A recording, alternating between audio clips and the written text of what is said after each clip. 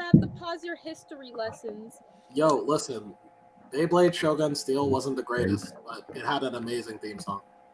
So, Yeah. No, I didn't. So, What? to all my Yu-Gi-Oh stands out there, I saw a really cool cosplayer who dressed up as a femme Seto Kaiba at the last Pop-Up event I went to. I No swear, kidding. one of these. Right, So, Chad? as long as they're not still doing Dark Magician Girl at every event. Oh my I God. swear, one of these days we have to I have an don't episode know dedicated to Superman of all Yu-Gi-Oh. Because I have a previous history of Yu-Gi-Oh before I got into comics. Or You know, no, should I say? maybe we Should I say? Oh. I had to choose between them. Oh, then we can watch that last movie and then like do like a review episode of that on No, Thursday. we can do an episode where we just talk about all the kids game animes we watch. We have like sections like Pokemon, Beyblade, or whatever. We can do it for Yeah, definitely. Yeah, it can be a Thursday. Do-do-do-do. Speaking of that, I guess I'll Hold on, I'm almost updating myself. Let's just preamp for a little bit longer. Gotta catch up to Jake. Also, we have 57 followers on the Instagrams now. Woo! We're getting up there. We're working Doesn't on it. matter I if you didn't don't come check to the Twitter, but I YouTube. can definitely check that later. We only have 27 subscribers on YouTube. It doesn't matter unless we get people here. We need them in seats. See, that's the crazy thing. Yeah, I'm gonna have to look at these closer, dude. Because I'm gonna have to look at whatever you're posting because apparently they like it enough to like that, but not come here. yeah, what I Because they essentially like did. seeing pretty art, and the fact that I reposted on my socials. Yeah, because I think I plugged my my YouTube God. channel for a solid like half a year before I ever uploaded anything. And that seemed to work. That seemed to get me off the ground at least. Oh yeah. Well, How do you feel? I had 100 on my regular YouTube, but all I did was like still anime fight for like the longest time, and then that went away. I also forgot featuring Ash Danger. There you go. Not related to Okay, I'm Kid, posting my thing on my story. not related to Technically- Kid Danger. Yeah, so before or are we like live or Yeah, We we're are live. Yeah, oh we're live. Yeah. Yeah, hello. How you doing? I was like, okay, then I can't out what my real middle name is, but I'll do it before. I can tell you guys my middle name. Just kidding. It's kind of lame. Yeah. You know, my middle name doesn't matter. My middle name is half my last name. It's stupid. Yeah, like- I have Yeah, trauma from my middle name because when I used to Hey. get in trouble as a kid, my mom would usually call me by my middle name rather than my first name. So My mom did that Hey, too. yo, I'm like, what are you trauma. doing? Stop exposing me. Hey, I had to pay for my middle name. No, literally. oh yeah, you told me about that. You told us Yeah. about that because you and your dad Yeah. have the same exact name, right? Oh, well, no, it's not the fact that me and my dad just have the same exact name. It's the fact that I kept getting confused and charged with felonies on behalf of other people who had the same name as me. And I'm like, Not my God fault. You have a dang it." generic ass Oh name. jeez. I know. No, Ash, I'm serious. I had to go to court on multiple occasions for separate incidences to try and prove and say, I am not this person. Like, God damn. yeah. Yeah, I know it's crazy. I've never even it was been a to funny court. story Actually- when he was telling us it. Yeah, actually, just- you know, I'll out myself legally. My middle name is Legally Danger. Ooh, okay. Cool. So Also, either by the end of this year or early next year, I will be legally changing my first Sonic name the to Hedgehog. Richter. So Cool. stay tuned for that. nice. Cool. That's like the first part of my transition. go. It's gonna be the best $300 I spend. Woo! Wait, $300? It cost me $500 to get my name changed. Yeah, not Yeah, in Arizona. bullshit. Apparently, it's like Oh. 300 or You're not so. in the right state. Arizona like me. Oh You're my not in the God. urban state. What does being in a desert have to do with getting your name Yeah. changed? Well, keep in mind, I have to Explain get that my to- name changed, and then I have to get my birth certificate, my social security card, like all Yeah. of my identification cards updated. Yep. And that So it'll form probably and cost that around we and that $500. Why is that? and that form you have to get from the Why is that? and that form you have to get from the court, that's something you're gonna have to keep with you for the rest of your life, just Yeah, let my you parents know. want me to change my last name to Mhm. their last name so that we can all have the same last name. But can I be 100% honest? I Guys, don't want to change my last name. guys, pronouns are now available on YouTube. Yeah. Put the void. What? You can optionally add your pronoun to your channel page and choose if your pronouns are visible to all users or to your subscribers. Oh shit! I'm gonna have to Ooh, do that that's right There's too now. many I'm gonna do people. that right Put now. Dave Yeah. down. Even though I don't I use think my there's YouTube too anymore. many people. You just gonna put this, you're gonna put Phanatic as Dave down. There's too Multiple many people. people, yes. Yeah. Well, All right. Anyway, you guys want to get started? we can. Yeah. Okay. We can. All right. Going Let on me- for 5 minutes. Okay, let me do the honors. Welcome to Comic Fanatic live stream. You're here with me, Cryptid Seeker 415, ready to turn on Gotham War tonight. Oh God. Go ahead. Oh, Jake. well, you know it's me, Jake Tylenol, the Beyblade master. You know, I don't know. I don't know why. Okay, not counting whoever that was at the intro. Is I'm back. I was missing for a couple weeks. Austin Ace Comics. That's it. That's it. I'm not. I'm Richter, also known as the Witch of Jotunheim. The Glorious Masquerade event is out, and are y'all ready to see this man over here simp for really tall, beautiful, long-haired men? Because Woo! I am, and my pronouns are they, he. Let's Mhm. fucking go. Yeah. And as the guests of the hour, I am Ash Danger, aka the Ryan North certified Johnny Storm simp. Now that's an intro. If you want to find me on other social media, my username's at HeyDave, but spelled like I'm Terezi Pyro because I didn't realize that Homestuck is making a comeback again. It is? But yeah, Oh no! it just updated. it- It updated today. I haven't read it yet, but that's H3YD4V3 for those of you who are wondering. Mm-hmm. All right. Wait, Now, before we start, Yeah. people watch Boys Over Flowers on Netflix. It's just Go them watch gaslighting you. Flowers! They just Mhm. gaslight you every episode, and then you can't turn it off. And which is making us suffer because we can only watch it You know 2 what? episodes Ash, you should every join us 4 for movie weeks. night. It's great. Go watch Boys Over Flowers. It's great. Let me plug in the socials real quick while I'm here. Subscribe to the YouTube because I said so. Or else you will be terminated quickly. Go follow the Instagram at Comic Fanatic 2.0. Sometimes we post things on there if I remember to. Sorry, I forget sometimes. I'm kind of forgetful. And also follow the Twitter at Comic Fanatic 69. We do post in some on there sometimes as well. And if you want us to make a TikTok, you better pay me for that shit. Also, And hey if you want to guys, follow me, Wait. When did this start? Because I've been telling you to do it from the start of videos for like episodes. you know damn well if And we you- make a TikTok, and you start I'm gonna have to doing be the it? one doing the whole thing, and I suck ass at No. it. So, I know. I mean, plugging your stuff in beginning episodes instead of end. oh, that's what I they was asked telling me you to that. do. That they asked me to do I was- that. I know it's Yeah. weird. I'm getting used to that it. was weeks ago. It's not during weird. I've been asking you to do that for the longest time. Would you wait till I leave to do it? Yeah, pretty Yeah. much. You left, and then the Sorry. moment you left, the episode crew was like, "Hey guys, let's just plug it at the beginning. You know, that'll probably be a good idea, so people can." Yeah, Like, let me plug in my socials real quick before we You know, start I'm rambling going back about our into it. socials. Yeah.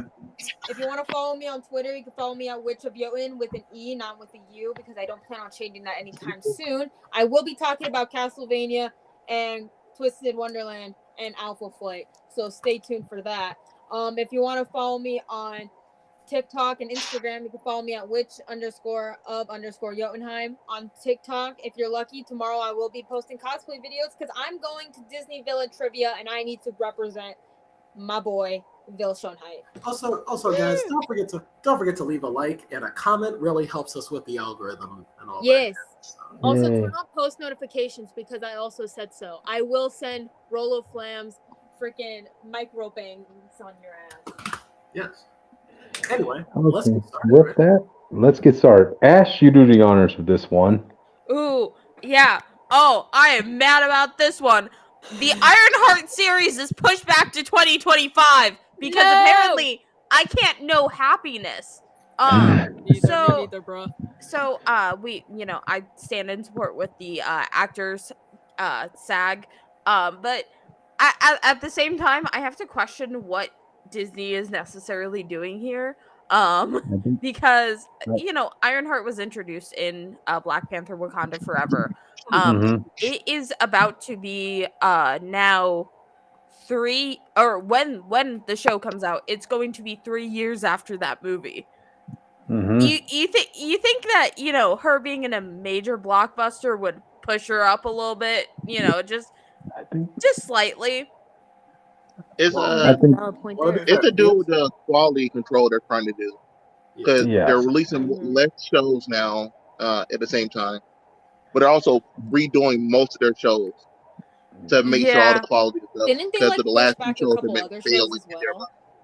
mind. Yes, Everything's been like pushed back Agatha. except for Mhm. like Kang. I think Kang's the only movie still on the regular time. I mean, Mhm. Loki is dropping right now, so you know. Yeah. Yeah, and Um, Loki State. Well, Loki was technically supposed to be one full season, but got pushed back due to the pandemic, which is why But you thank had God it did. the Thank God it season did. split. We'll I get to that later. can't stand Sylvie, man, but I'll get to We'll that get to later. that later. Okay. yeah, I yeah. have my thoughts and As prayers. for, I mean, as for Ironheart, I just think Marvel's just in a position where they have to ask themselves, what are they going to do with the character, though? Mainly, like, what is she going to Yeah. do for the MCU at large? Like, Again, what's the investment? You Well, know? what I feel like is kind of happening here is that Kevin Feige is just buying time until he can recast the X-Men. Like that seems Mhm. to be what's been Deadass. happening since Mhm. Infinity War. Mhm. I hope some of the actors don't get recasted but with certain exceptions, you know? Yeah, I Like think like when it all comes to Colossus, I think they might have to recast, but only if they make him turn back into a human form. If they keep his full on metal form, then keep the same actor. yeah, I think Yeah, I I think think the plan is still Deadpool's Colossus.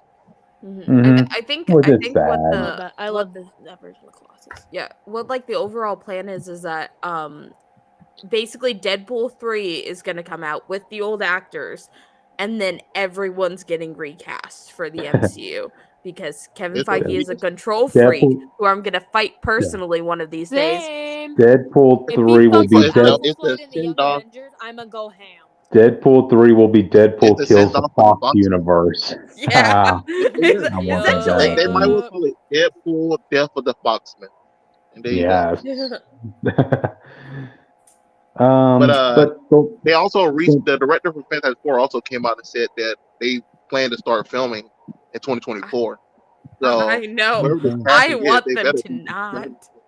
Mm-hmm. I'm so scared. I need the MCU Fantastic Four to not happen. We are in such a great time as Fantastic Four fans, minus the Mm-hmm. fact that we could use one more book, but I And we need that not to and we, stop. and we Yeah. could and we could Trust use me, I trust me, need Ash. them to put As an Alpha the Flight kids. fan, I'm struggling out in these streets, but we're doing our You best. des- you deserve the struggle though. Okay, the Fantastic Four team needs the kids all to have their own book, and they're the new Fantastic Four. There'll be 4 kids. It's great. How fucking Just dare do you? that. Yeah, But there's they exactly tried. 4 kids. We But have no, wait. exactly 4 kids now.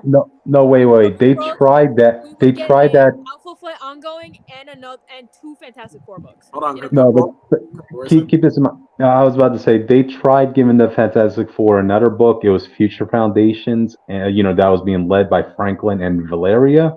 But that book got No. canceled due to an extremely low demand from comic shops. Which wow, Look, damn. bro. Look. So we don't look. It's because the Power Kids and those random other kids do not matter anymore. Like people do not care. But people did like Franklin and Valeria in that book. If you put Franklin and Valeria with these new kids that people are loving right now, Joe and Nikki. I think it would do a little bit less. I will do a little bit less than the current Fantastic Four. I don't think it'll be that big a drop off. Here's the thing. I do know that like not a lot of people like Joe and Nikki so far, which are Ben and Alicia's kids. But at the same time, I feel like part of it is because they were introduced in the slot run, and then we haven't really seen them that much. Hey, Ash. I feel like I they do could agree. benefit from getting an actual book. Hey Ash, I'm gonna tell you this in like DMs after this, but did you know in Earth X both Ben and Alicia have children, but not in the way you think they do? I need to know this immediately. Hey, I'll I just just- text it to you. I'll text you I right just like how this In fact, if conversation you is supposed to be. read Earth X, the Earth X trilogy is a great read. It's a great book. now. It's series. confusing, but once you figure out the lore, then yeah, it's pretty good. Yeah, it doesn't make sense fully until the third book, but the third book puts everything back in perspective. Yeah, I and just like- Marvel's I the just- Messiah for some reason, and Captain America looks like that, so you know. I just like how this topic was supposed to be about Ironheart series, but then we just deviated to. Krypton. Did you attend But the that's not what to talk about. You see me, and I just instantly. So whenever my brain goes into panic mode, I talk about Fantastic Four and Ironheart being pushed back has genuinely concerned me because we were actually supposed to get a Ironheart mini series to coincide with the current Invincible Iron Man run, and that has been. I've heard two separate things. I've heard it's been canceled indefinitely, but I've also heard it's been pushed back. Like Mhm. Yeah, I heard it was indefinitely. canceled. It was Yeah. basically pushed back and canceled until the show comes out. Yeah, and Mhm. But by I'm- the time it comes out, it's not gonna matter. it's not gonna Mhm. matter anymore. And it's like, oh, okay. Thanks a lot. Thanks a lot, Feige. Alrighty then. With that, does anybody have any more thoughts on this? Hold on, Ash. I'm texting you what happens in that Earth X thing. Never Code mind. down. Gotta show But there you No. go. That was the last thought. Let's go to the next All topic. right, let's go to the next topic. Which do you want to do the honors of this one? Sure, but I don't know what's going on. But apparently, Gaia is rumored to be in an upcoming British super team. This is the guy. This is the same Gaia from Who is that? Secret Invasion, right? The Secret Invasion, yeah. Okay. Oh, we're okay, talking okay. about the scroll. Yeah. Oh, scrolls. Yeah. Great. Everyone they think well, they've been kind of quote unquote teasing Captain British Captain British, Britain guys. Captain and British. Excalibur in the background. Look, my bad. Okay, I haven't read I'm that just- Excalibur I in a know. long I time. haven't read the new Excalibur. Don't worry oh, about it. man. Also, Ash, I sent it to you. We all know. We all know. But, We all know. The, They've been teasing that in the back of MCU for a little bit. If you just go by Mhm. details, I think the first one, in I'm Endgame, where they teased lightning striking their bodies. no, in Endgame, the part where Steve was looking at Peggy when they were in I guess the 80s or something like that. Peggy was mentioning Captain Britain's real name. That's the little Easter egg. Yeah, No. Brian They Braddock. mentioned he got struck by Mhm. lightning. They mentioned he got struck by lightning and almost died or something. Gotcha. But anyway, going to this news with Gaia, Marvel really did a number with the finale of Secret Invasion, making her an uber powerful character. No, More don't get than me a started number. with Secret Invasion. Like giving her so much power. They did more than So a number. when I heard that, okay, she's gonna be part of the superhero team in Britain, I'm thinking to myself, why does she need a team? Dude, she could do everything. I She has don't get all it. the powers. You're thinking too literal. I'm sure they're just gonna depower her They in some have way. to. But Frankly, the problem, like that, go ahead. as you were here, but we had a whole bit discussion about abandoning a secret base, especially about the fact that instead of just doing 4 powers to try to make them work together, they said no, give her 29. Give her Mhm. every single power that you can give her. And Not then, even powers that could somewhat but then- relate to the Fantastic Four. Oh, and keep this in mind. It hurt. no, I was fine with that because I thought they could still do the classic Super Scroll later if they don't do that for her. But not only did they not just give her 4 powers or anything like that, they gave her all the powers. And then in the final fight, only one power mattered, which was Carol. None of the powers except the Carol's power, and she just killed the bad guy. So it's like, why have all the powers? And she flawlessly masters them all. There are even some powers she was using that the person didn't even know how to use them or had full control of, like Ghost. Wow.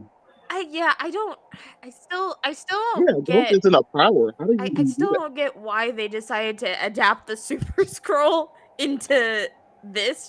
That show Keep in mind they specifically. wanted to do the scroll plot line in Runaways, but they didn't have the legal rights, so they had to make up some convoluted reason. And apparently, oh yeah, they were gonna do. and apparently they wanted the Secret Invasion 2 was originally going to be the plot of Captain Marvel 2, but they had to change that. for obvious reasons. And I'm actually kind of maybe excited. it's No, for the no. best. Maybe it's for the best. If I'm Oh, being it wasn't- honest, seeing No, us Secret. help. No, See Secret what Invasion. did. What we got from Secret Invasion No. was not for the best. No, Oh no, Yeah, no, maybe it was for the best the for movie Captain Captain Marvel. Marvel 2 was just gonna be the whole Secret Invasion film. I'm kind of excited for the And then they Marvels, decided to just make it a Mhm. TV show. only because I think they would do her character a bit more justice in this movie. Mm-hmm. Well, we Mhm. don't. Oh yeah. I was like, long they listen to the major criticism, I think it'll be fine. Carol herself showed that she can be interesting. And we saw a different version of her that was considered good. In other movies, Like in the What If and all this other stuff. Mhm. So Yeah, we know this character can work. I think what really happened with Captain Marvel #1, because I I am a Captain Marvel fan first and or I'm a Mhm. Carol fan first and foremost. I'm a She was the Marvel first stan. superhero I got Yeah. behind.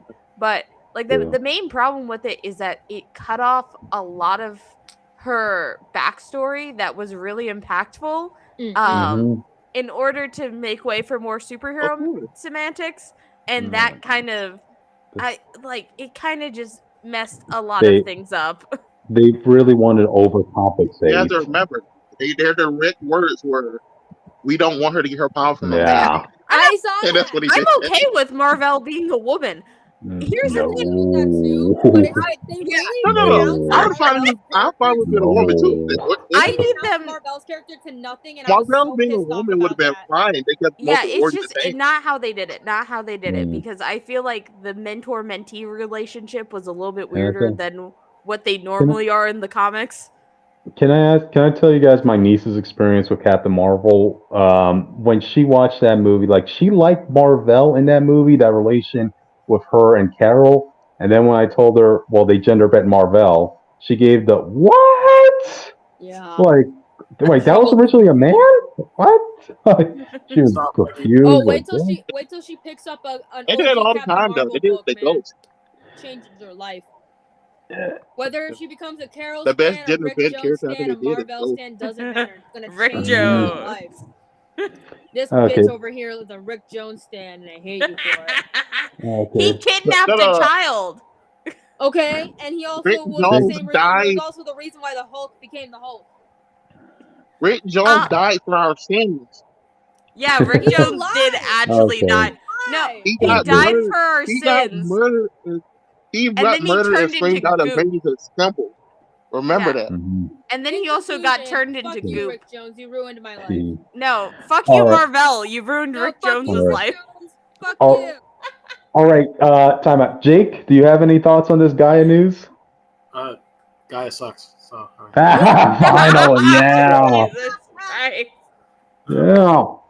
Okay. Secret Invasion, it left a lot of messes that future Marvel projects are going to have to clean up. And if they're going to progress her character into this, UK sort of Avenger scene, it would have to be about cleaning the mess up of her being so powerful. They have to establish that she needs to be depowered, or maybe all these powers are in some way killing her, because we can't just leave this like godlike being No. on Earth and You never thinking touch on you're that. going too literal with it, Cryptic. Look, if they're doing Excalibur, the villain's probably just going to be a magic person, and it's an easy fix.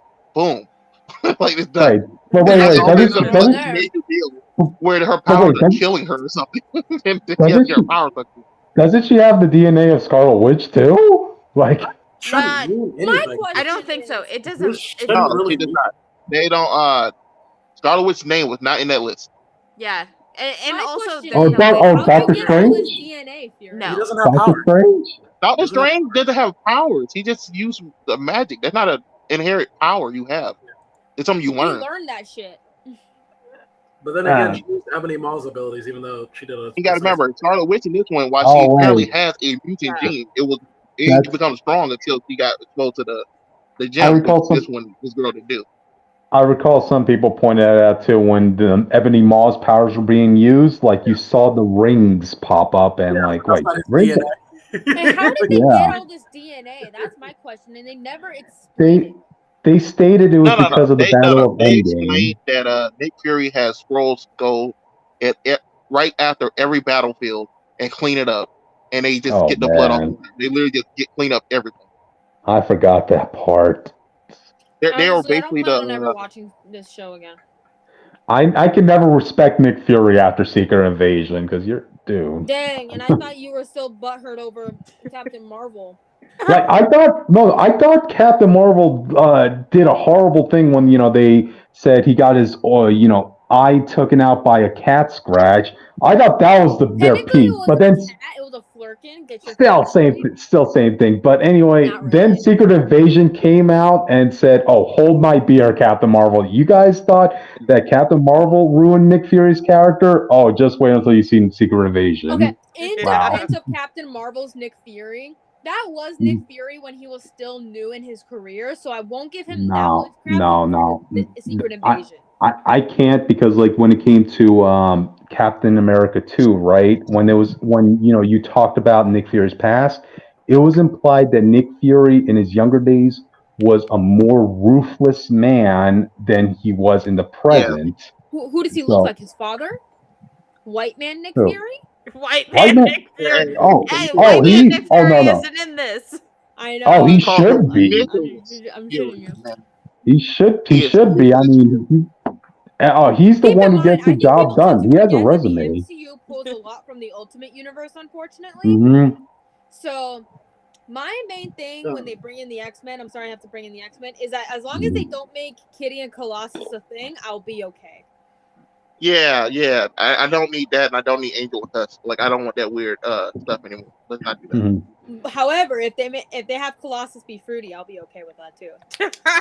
But Okay. Not Before we with move on, there's one more North thing I Star want to say about. specifically, but I'll be okay if he's Hey. still fruity. While we speak of Nick Fury, before we move on, there's one more thing I would have been fine with them just saying, "Oh, well, he has the scrolls to everything," because he's a spy. Masters have spies. Spies do make most of the work. He's not a spy. I've been fine with that. But nothing will hurt me more than when Nick Fury was crying on that bench after trying to relate to a black man. Say, "Come on, bro. Look at us." It's like we're all Dude. minorities. We're in the I was like, group. "What?" It sounds like Also, that. no, also, Yeah. the only problem with the scrolls is like I wish he had a backup because it's like he's relying on scrolls. Why not just make the Uh-huh. LMPs as a backup? Like, And what was his final plan at the end that saved the day? More scroll labor. You know? Yeah, bro. You think his clothes are made by the scrolls? Might as well. Oh, dude, I kept remembering that, thinking back to that conversation Nick Fury had with Rhodey, about him keep bringing up the black card, this and that, and about the parents, this and that. How a lot of nepotism is around the government to get people into high positions that they are in. And I'm thinking to myself, hey, Nick Fury, can you tell me who your dad is? Ooh. No. Can you tell me who your dad is? Because I know who your dad is in the comics. Is he also here? No, you don't. In the Ultimate Universe, his dad isn't white. He's not the white Nick Fury. You gotta let this stuff go. Oh no. And keep this in mind. But keep this in mind. Nick Fury never brings up his dad. He brings up his mom, and I think he brought up a sibling or two, And but he a never brings up the grandfather. dad. Doesn't need He brought to, up because he's the based on the grandfather. Ultimate comics. Yeah, Nah, he's based on the I Ultimate still- comics. His dad isn't You that know big who I deal. would have loved to see in this show? Who? Daisy Hoagland? Johnson. I wanted yeah. Davy Johnson so And you know what badly. Where are would've the been cool, Inhumans? too? You know what would have been cool too if we would have gotten Cloak or Dagger or any of the Runaways. No, But what they that's needed. just wishful thinking at this No. point. You say that, Who or did- I would say That's that's something wishful else. thinking. David should have They been here, should- but I would say that They Cloak and should have Dagger brought and in. the Runaways is something special. They should have brought Give in us Daisy Hulkling. Johnson, bitch. They should have brought in Hulkling. Yeah, You know who that's they it. I can't shouldn't live have without brought Hulkling in, for a moment. and I Who? hope they never do. Elijah the Laser Fist. If they bring her in, I'm Yes, they do. done. I'm Yeah. quitting. I'm quitting Marvel entirely. Bring in Johnny's toxic ex. Let's go. No, I don't need her in this. I made a Okay. joke at the end of Okay, guys, Secret we're still on the Invasion about top. it, and I We're got still on the- jumped. we're still in the Let's- top third of our topics, so let's- Okay, so let's move on to the next topic, Calm down, guys. let us All right? do it. Oh God. Okay. Oh, God, no. Jake, do you want to start the next topic? Loki. Yeah. So No, I will do it. Jesus Christ. Okay. No. Go ahead. I want to Go ahead, Austin. Thank you. Loki Season 2, episode 1 is out. Now let's talk about it. What was that? You were late.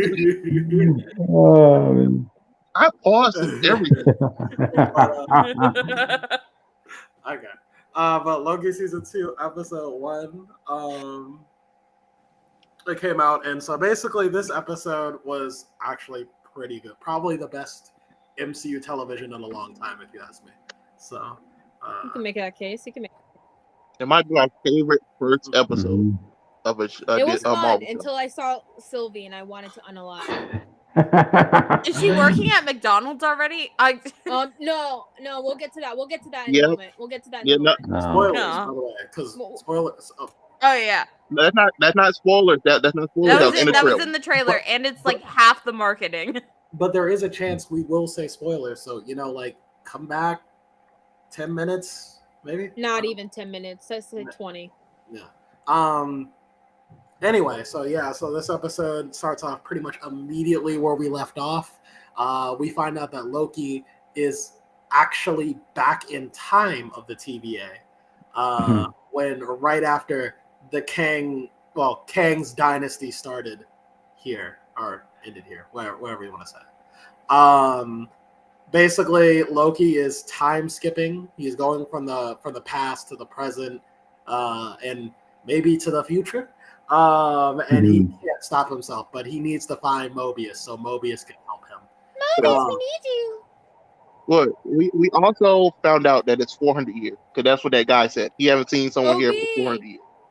In the last one he talked So, what I like about this though is that while Loki is time skipping, he's actually uncovering even more mysteries behind the TVA.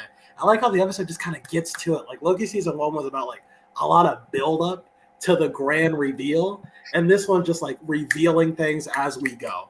And I think that's a lot more interesting. While I did like Loki season 1, I think this is a lot more like this is how a season 2 should start. Like we don't need to rebuild ourselves back up again.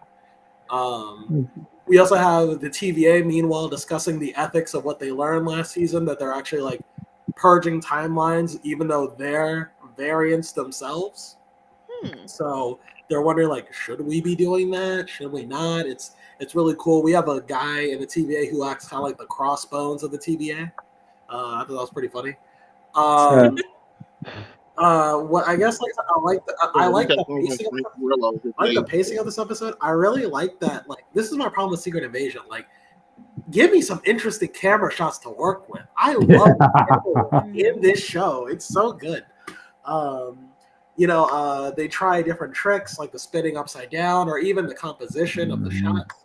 The way it bounces from character to character. Every character has chemistry with each other. The relationships the moment they start speaking. There was a really clever bit I really liked, where Loki and Mobius are talking to a guy in the present, and then Loki time lags to the past, so they're both having the conversation kind of at the same time, but at two different points of time. So they kind of like transition between each conversation and like a fluid movement of the scene. I was like, this is just fucking brilliant. This is just brilliant. This is just great. I was just having so much fun watching it. And so, yeah, like I said, episode 1 of season 2 was just great. It's like one of my favorite MCU TV moments. I think it might be my favorite MCU TV moment. Right next to the fight over the shield and Falcon and Winter Soldier. So. Yeah. As you guys may know, like I wasn't too much of a fan of the first season, but that's because this show has a very Doctor Who or Eureka vibe to it, and that's just not something I'm into. But I'm in the ride, and I want to see where this is going, because I have a feeling I don't just have a feeling.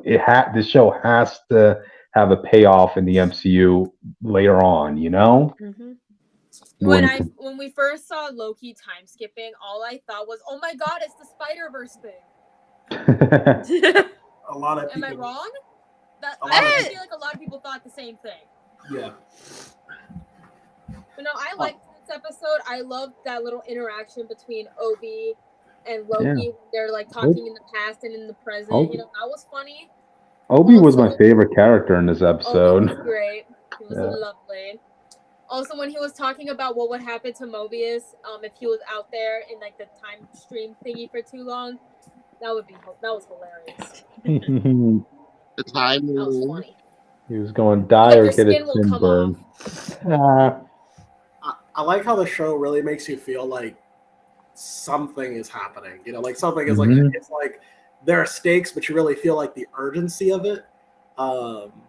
Even if it doesn't quite tell you, because the show does not, even though the show doesn't reveal what exactly is at stake, it gives you enough of danger in the moment for you to actually like feel for what's happening. Just because Loki's panicking the whole time. He's panicking the Yeah, whole because time. Loki's on edge, so you feel on edge. You're like, oh my god, chill out. He's like every scene you see him like time skipping, it's like he's dying and being reborn all at the same time, all at once. Like, ooh, that was very graphic. Yeah, but the biggest reveal was 400 years ago. A little bit after that event, it seems like that's when Kane wiped everyone in the TVA's minds once again. It seemed like he won the war. The TVA was up for like 1,000 years, and then he just restarted for some reason. Whether it's because they became more knowledgeable, they became more aware, or whatever, we don't know. But he just kept restarting, and we don't know what number of cycle we're on. We assume we're on the second. I will say this too. Like, I think I see a lot of praise for this show so far, and you know, Marvel, the finale could be abysmal. Okay, but with the Guardians out of the picture, I still say Loki is the one that seems to be carrying the biggest torch for this saga right now for a lot of people. I still think he could be that guy. I'm still there, but we'll see at the finale. Let's just hope this sticks to landing so that the MCU could end the year off on a good note, at least for the Disney Plus series, you know? Well, we still have Echo, no matter what. So. Well, no, Echo's next year. Oh, it is? Yeah, it got pushed back. Again. Talking about this multiple times. It's like the 7th time it got pushed back. Like, come on, so, man. You gotta keep up, man. You gotta keep no, up. I know I can be a little slow, but come on, man. Who can keep up with that? No, I really hope Loki sticks to land. We can. Because I do like Marvel having a brand post in game that people can just look at and say, like, I know this is quality. You know what I mean? I think that's and this is the first time. This is the first time in a while that with the MCU where I feel like this is a project that's important, that's going to tie into big things going forward. You know? Yeah. Like, I think the Loki is exactly what the MCU needed. I felt that way since like I've heard how much people really love season 1, which I was surprised like this year when I heard. We're excited for this season. So were they excited for the season, or were they excited of just seeing more Tom Hiddleston back as Loki? You know? Yes. Either way is good. That counts as the same thing. That's kind of what Robert Downey Jr. seemed to be in retrospect for a lot of people. Because a lot of people will say that now that Iron Man's out of it, and now Iron Man and Cap's out the game, I don't really care as much. So having characters in your multi-phase arcs that people love coming back to see is probably what I think the MCU needs right now. They need a new Robert Downey Jr. They need a new, Steve Rogers. I can't think of his name right now. Chris Evans. They need a new Chris Evans. So I honestly think Loki fits that role right now. So we'll see. I never thought that I would ever hear Loki is the new Iron Man ever. They originally wanted Spider-Man to be the new Iron Man, but Sony and Marvel, you know. Yeah, but I wasn't expecting Loki of all people. But We'll see. You would think like Sam Wilson or Bucky Barnes, but not. I know. Yeah, right? I mean, Loki doesn't predate Bucky, but he does predate Sam, so I can like kind of see why that's the direction they're moving in, especially because Loki had such a like undeniably massive fan base, especially from 2012 onwards. Like Loki fans were insane. I used to watch them. And I was an MCU Loki stan. Loki was the reason why I got into comics. Good episode. I've heard from earlier reviews the first 4 seem to be good as well. Same here, actually. Yeah, so I have Stop being I have weird. these 2 reviewers that they hate each other. They don't cooperate with each other. They don't talk to each other anymore. But they both had positive things to say about this. So So yeah. we'll see the final 2. It all comes down. It's an MCU show, so it all comes down to the finale. Why is it so rough to land the finale? You ever notice that? Well, before this show, most of them had episodes cut so finale could hit Yeah. as hard. Or if you go by WandaVision, just straight up change because they didn't want to Yeah, Benedict Cumberbatch. because I think a lot of it, or for at least like half the endings, it was because like they had to like move stuff around. So they Mhm. were like, "Oh crap, we gotta like change everything." Because like it's the same thing with like Multiverse of Madness. Technically, that was supposed to be in front of Spider-Man, but then it wasn't. So then they were like, "Ah, we gotta change all this shit." But, We know Falcon was missing 2 Well, episodes. WandaVision was missing an episode. Falcon and Winter Soldier, that was understandable because out of all the projects that got affected by the pandemic, that got hit the most since, they literally had to rework scripts during the pandemic, yeah. and they And had the with whole WandaVision, they had the whole apparently in the production. final episode, the kids were gonna have a bigger role in that finale, but since COVID, they had to cut it. Yeah. I have my gripes That's with what I'm saying. WandaVision. Yeah. Not gonna lie with you there. I have a lot of gripes with WandaVision. Same. I'm a Monica We'll fan. talk about that another time. Yeah. Ash, if I ever I'll go be on your I'll be podcast, back we'll later talk for that. about WandaVision. but yeah, we'll see. And to Loki's credit, the season 1 finale of Loki ended on a good note. It was a good episode, so maybe. Come on. We're all rooting for you. Screw that. Let's talk about All right. Yeah, I'm a Sylvie fan. Okay. Yeah. I'm not a Sylvie fan. The hell, they chose the What? wrong Enchantress and they screwed over Cryptid. Loki's No. whole gender fluidity for what? That's my problem. Like a How- self-cess plot line? What the How fuck? How the fuck are you gonna have a Loki series and no Amora? Just Exactly. saying. Yeah, there's no timeline where you don't use Amora as Enchantress. Not only that, I saw an ad for Marvel Snap where they were promoting the newest season of Loki, and they had Amora in the trailer. Yeah, Austin, what were you saying? She was in the ad. yeah, she's a Austin, card in what the were you game. No, because she's a card already in the game, so they just put her part of the season pass. But Sylvie's a variant in the You game. picked the copycat Enchantress. You make her the only female Loki variant, which makes no fucking sense in the grand scheme of things. And then it's like, yeah, let's have Loki kiss himself, basically. Which I know that kind of makes sense for his character. Yeah. But at the same time, Yeah, it's about love. Yeah. Culprit. Literal sense.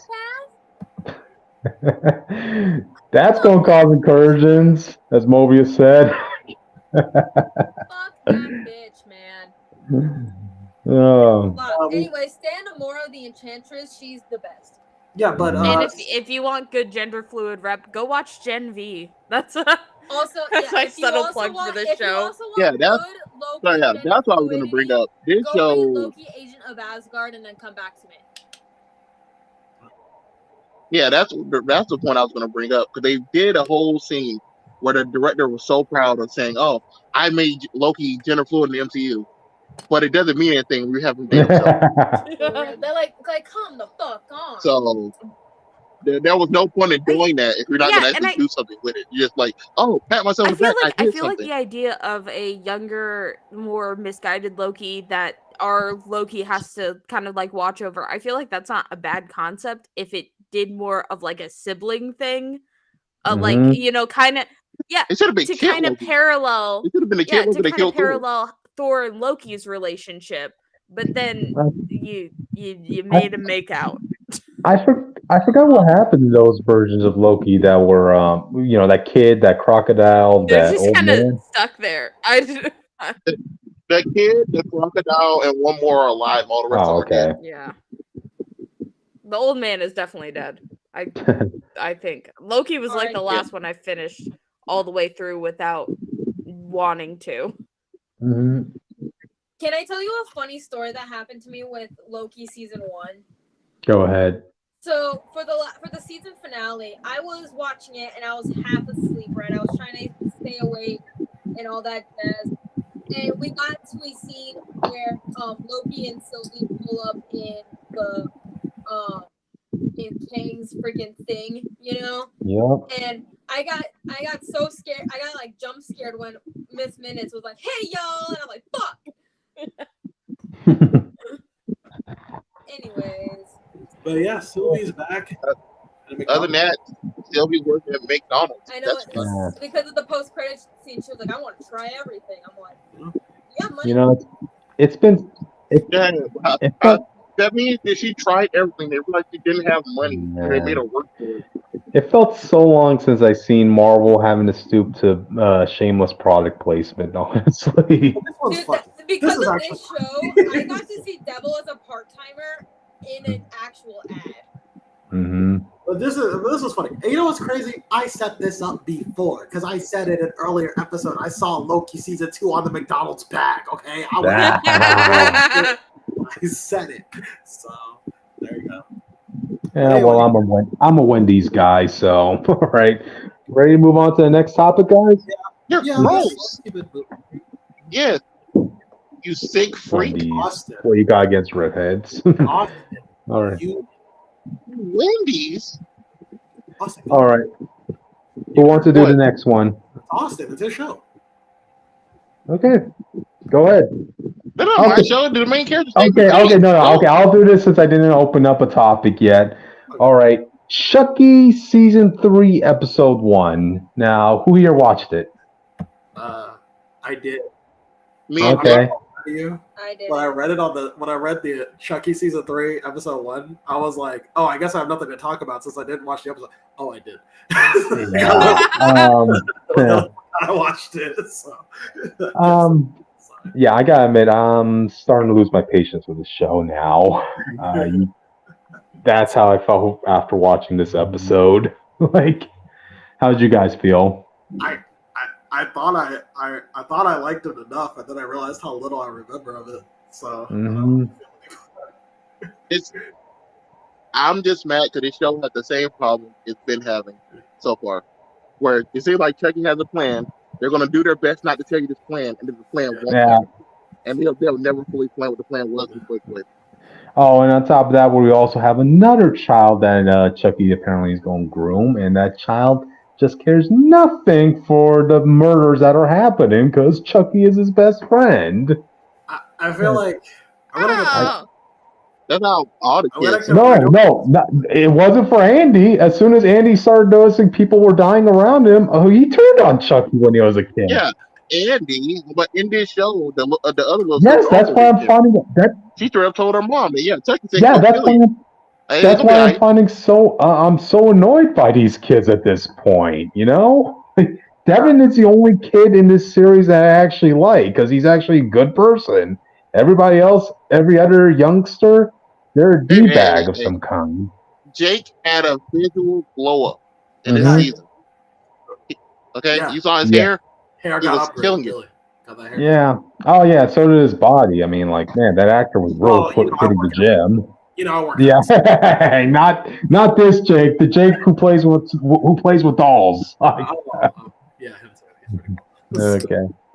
But Chucky. Wait, since you don't know, I just tell you, Chucky for some reason invaded the White House. I'm surprised. I saw that in the trailer. And we don't know his plan. But I guess he might start World War III with dolls. Like doesn't surprise me. Nothing even the whole White House thing is, for me, it's like the equivalent of Jason going into space. This is kind of like getting a bit ridiculous because how the heck is Chucky going to be maneuvering around this place and nobody notices that he's alive? Because like I would assume the White House is covered in cameras, you know? That's why we turned the lights off, remember? Yeah, you turned the lights off, but look, Nightcrawler did in X2. You'll be fine. But Chucky, there's literally only one Chucky doll left. That's what they stated in this episode, right?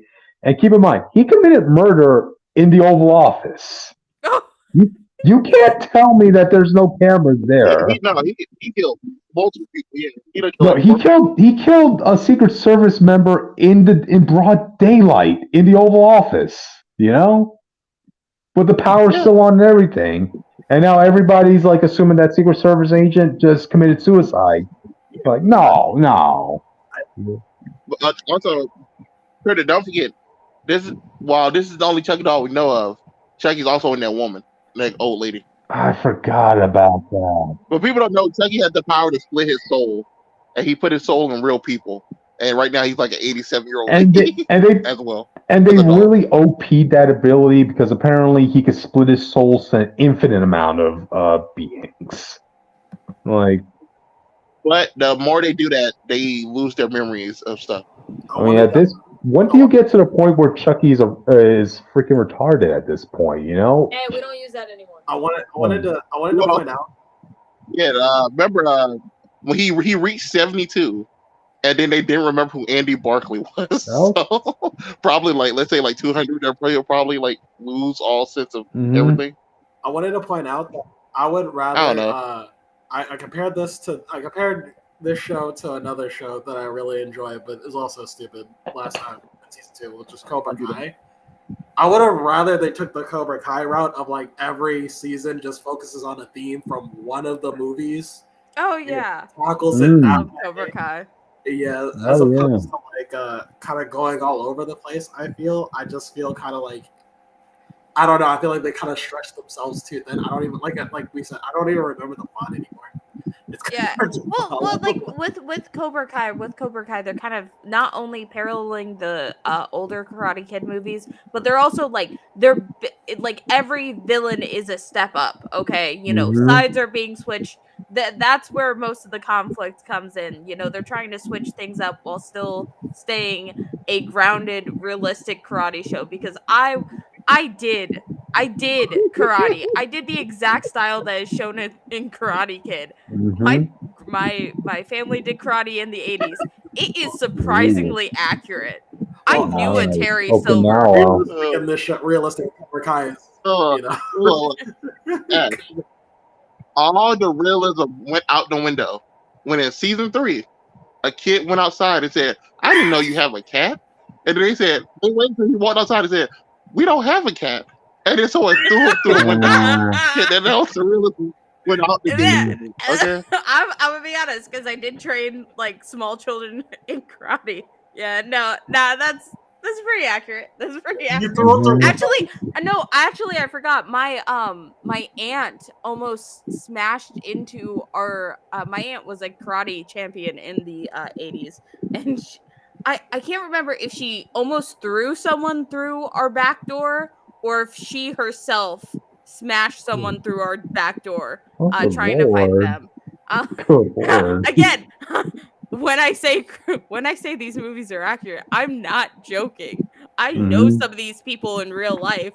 It's a little terrifying.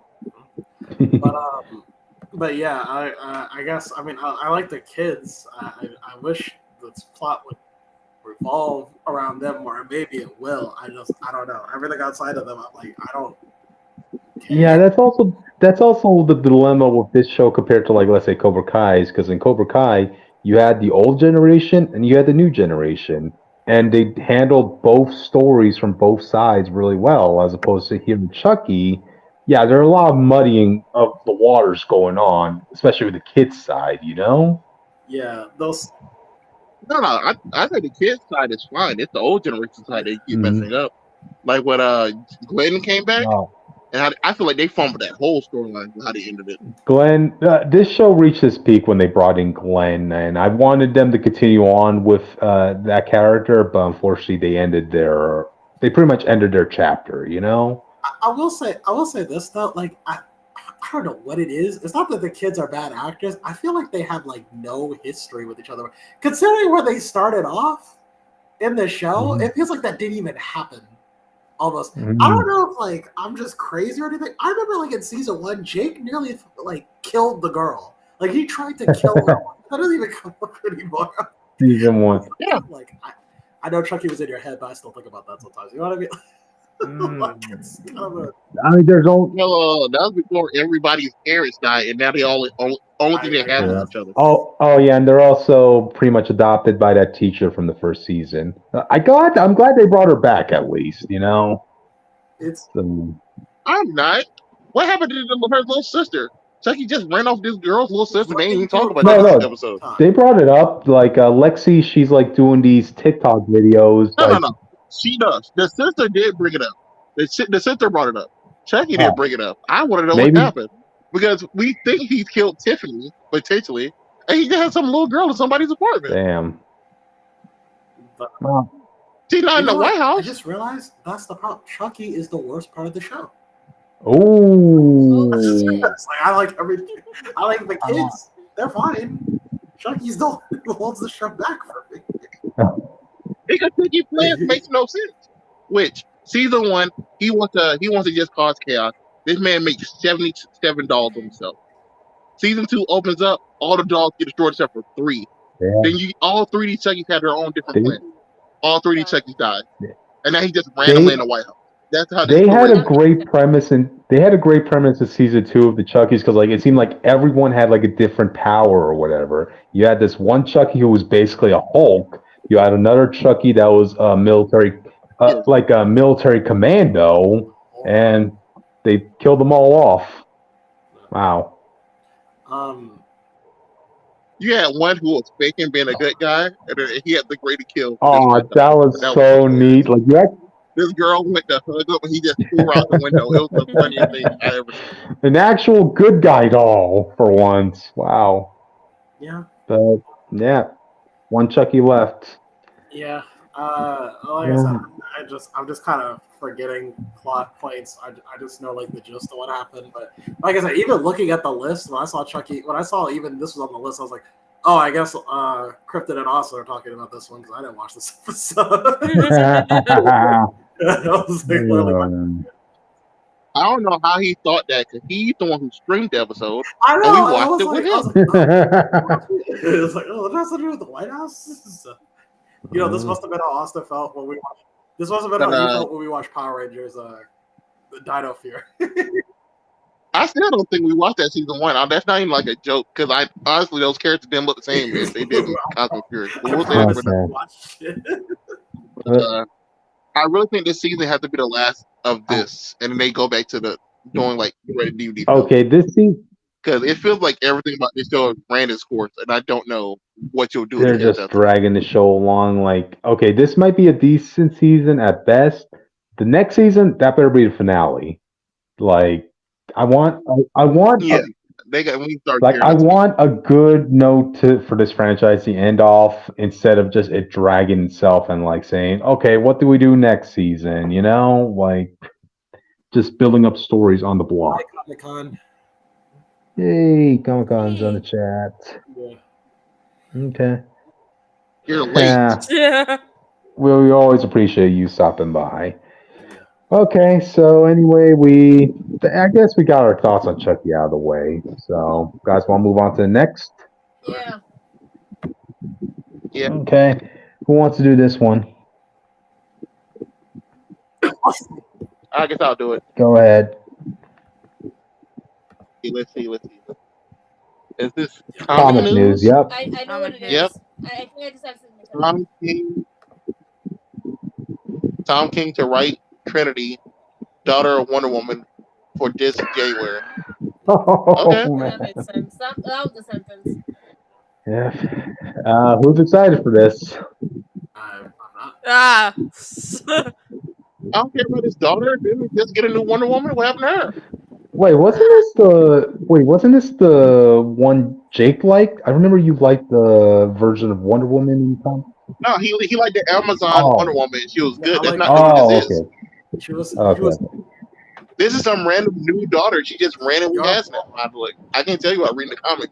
It's brand new. Great design, a great art direction at the time, and like a great like premise. And then they put her in the main universe for some reason, and she has no place there. Yeah. I'm like, why would you do that? So, but yeah, sure. Trinity just feels like a band-aid for the fact that they left Wonder Woman out of the Super Sons. But the issue is that Wonder Woman should not be with the Super Sons. They should not have something like this. It's funny. Why did they name her Trinity when DC had a book called Trinity already? It was the DC trilogy of Superman, Batman, and Wonder Woman. Why did you name her that? Ash, we should have had JT in this episode. They would have went off about this. I will say, with Tom King, I hope he's moved on from his "I need to write everything about a depression." Tylenol is not his real name. Tylenol is not his real last name. Don't let him fool you. Tylenol is not his real last name. But I'll allow it. But Tom King went off, got away from his "everything needs to be about the study of depression," the conversation about the nature of man. Because that's going to be boring for Trinity's first time. What are you talking about? You're not excited for him to be like, yeah, I wrote Trinity like me and my wife. So he said that like every book now. He said that like every book. Just want to bring this up. He gave Penguin a wife out of nowhere. And I'm like, dude. Yeah, because I had to write Penguin like me and my wife.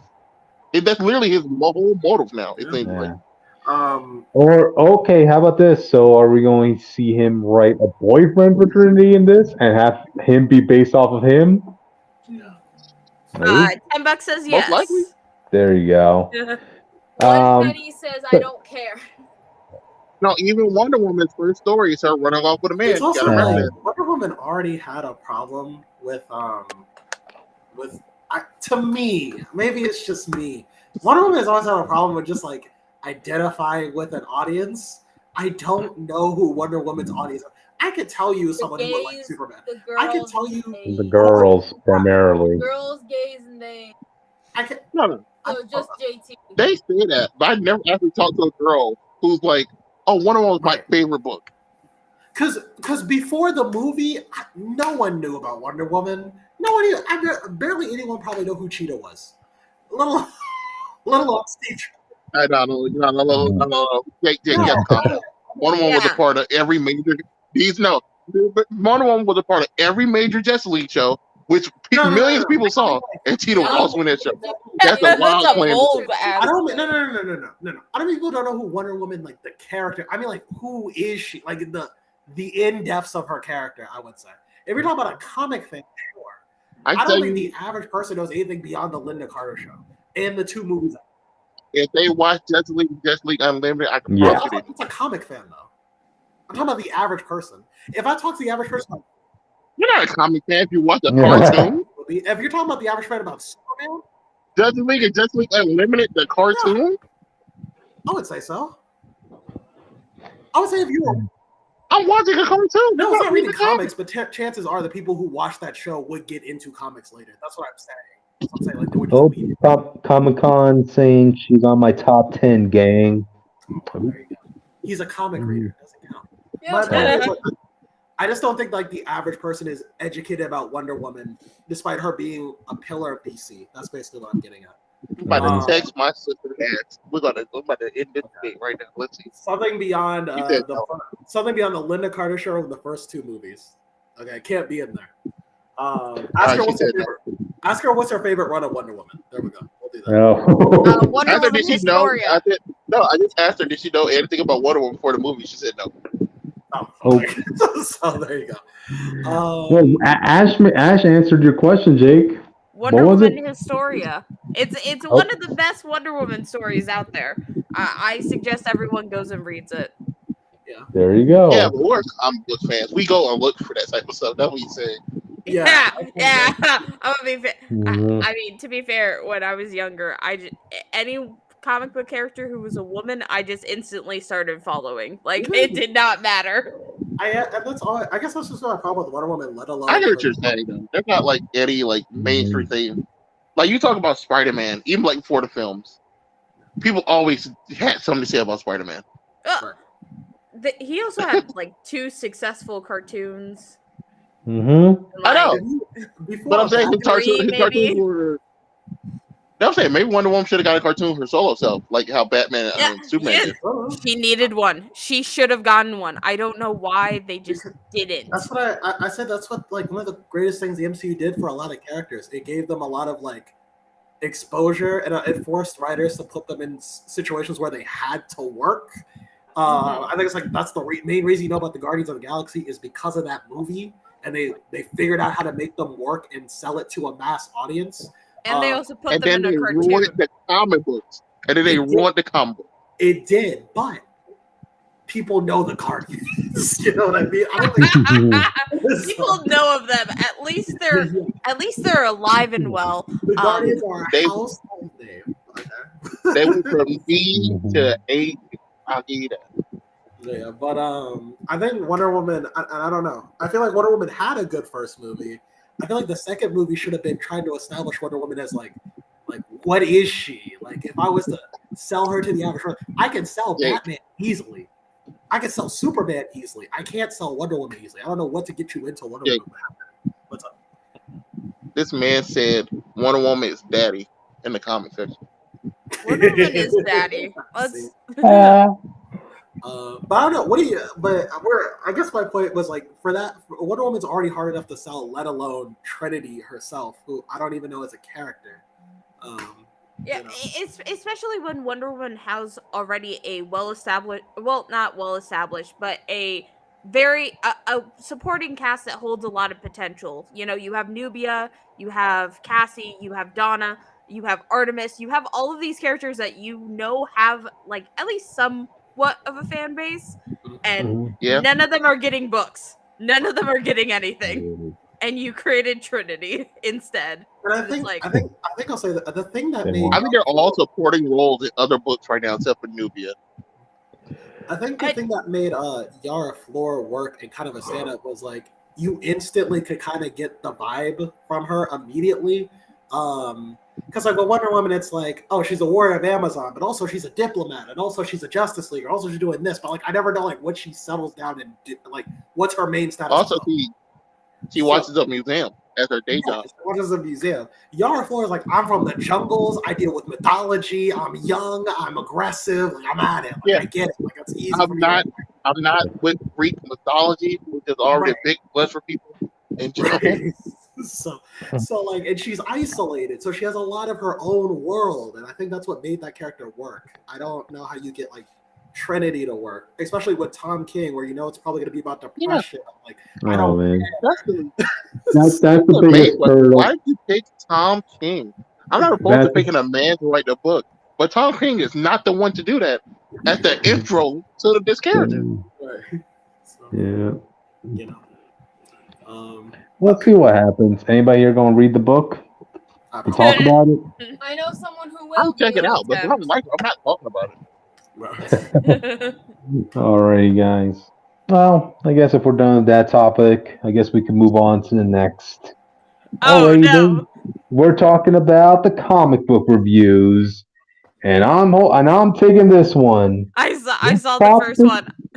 Yay! Next topic: Peacemaker Tries Hard finale. Oh. Hey, what do you got? Oh, I forgot. You have something against Peace Witch. No. Yeah, I like chaos. Okay, let me have some sort of gay chaos. You can't have some gay Christopher chaos. We'll get to it, but instead we'll be talking about this Christopher Witch, the Christopher that's about peace. No, I want to talk about my little autistic boy. Gotcha. All right, but anyway, this is the finale, sadly, but dang, does it go out with a bang. As it picks up from what happened in the last issue, which, in case the audience needs reminding, this is Peacemaker and Red Bee having to go up against the Brain, who just finished putting his mind into this giant chemical radiation monster who goes by Chemo. All right, now this is a bit much for those two, especially Red Bee, who is just suffering the loss of his favorite Bumblebee, who died sacrificing himself to sting that one good eye of Deathstroke's clone. See that, audience? You gotta make each shot count. Yeah. But anyway, they tried their best to fighting it off. Like Peacemaker just unleashes his laser beam helmet. No good. The monster ends up going outside, and they hitch a ride on a death wheel. Now, this was very traumatic for Red B, since he was a World War II hero, and many of his friends got killed by this sort of contraption. But he has to do it anyway because we got to stop this monster from unleashing havoc in the world and Wait, such wait, a wait. Griffin, Yeah. is this guy just the opposite of Swarm? Spider-Man villain Swarm, who's the guy made of bees, who's a Nazi. No, he's a good guy. I would say he's like more of a parody of Bucky from World War II. No, he's the opposite of him. He's literally fighting on a different side. He got a bee companion. He's just the opposite of Swarm. Yeah, like he kind of looks a little bit like Bucky, like during his World War II days, except with a different color scheme, and of course he had a bee pet. But anyway, so right now this is Peacemaker and Red Bee. They're in the little death wheel, and they're about to go pretty much on a suicide mission to try stopping this thing. And Peacemaker's telling Red Bee, "Look, man, before we head to our deaths, I just want to say thank you for not betraying and humiliating me. This may be my last and final team up, but it'll be a great team up." And that's when Red B kind of gets a little emotional here and says, "You asked me once how I could be so positive all the time. When those boys in my squadron died, they never have any kind of day again, good or bad. It will be a disservice to them to not make every day the best, most beautiful thing, if possible, it could be, I dedicated my life to living without regrets. Those boys deserve so much more, but it's the least I could do to honor them. Christopher, this world damn well needs someone to bring some peace to it. I'm going to tell you something, Chris, because I don't think anybody ever has. You're a good kid, and you're a great hero. And I can see you're trying as hard as you can." I was like, "Oh man." And he says all this right before he kicks Peacemaker out of the death wheel. And it's like, oh man, he does this and because he needs someone to keep spreading the peace in the world. So he has to make the suicide dive to destroy this monster, which ends up happening. He crash lands in this monster and basically they both blow up. And they're like, oh man. Peacemaker ends up going to Red Bee's little bee farm where he kept all his bee families and hives and that stuff, and he pulls out the 2 cans of beer that Red Bee had saved for both of them, and he bids one final toast. This is for you, buddy. And he's also delivering the message to all the bees that their daddy ain't coming back. Oh, hold on a sec.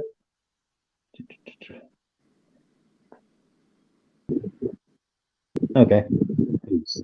All right. So he's basically giving the news to all the bees that Red Bee is dead, and we gotta give a solid toast. He actually ends up opening one of the beer cans to give to the bees. He's saying, "Don't worry, I googled this. Apparently, bees can drink beer. So here's for you guys." And he ends up leaving the mask that was left behind by Red Bee into the beehive as all the bees come swarming in on that meat. And like, oh man, that was so bittersweet.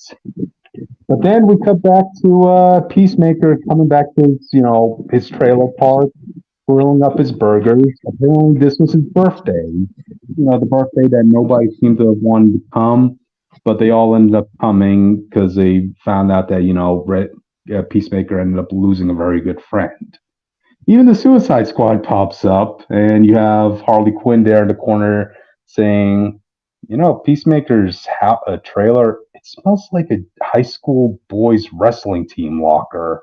And everything's curiously sticky over here. But this isn't about her, this is about peace.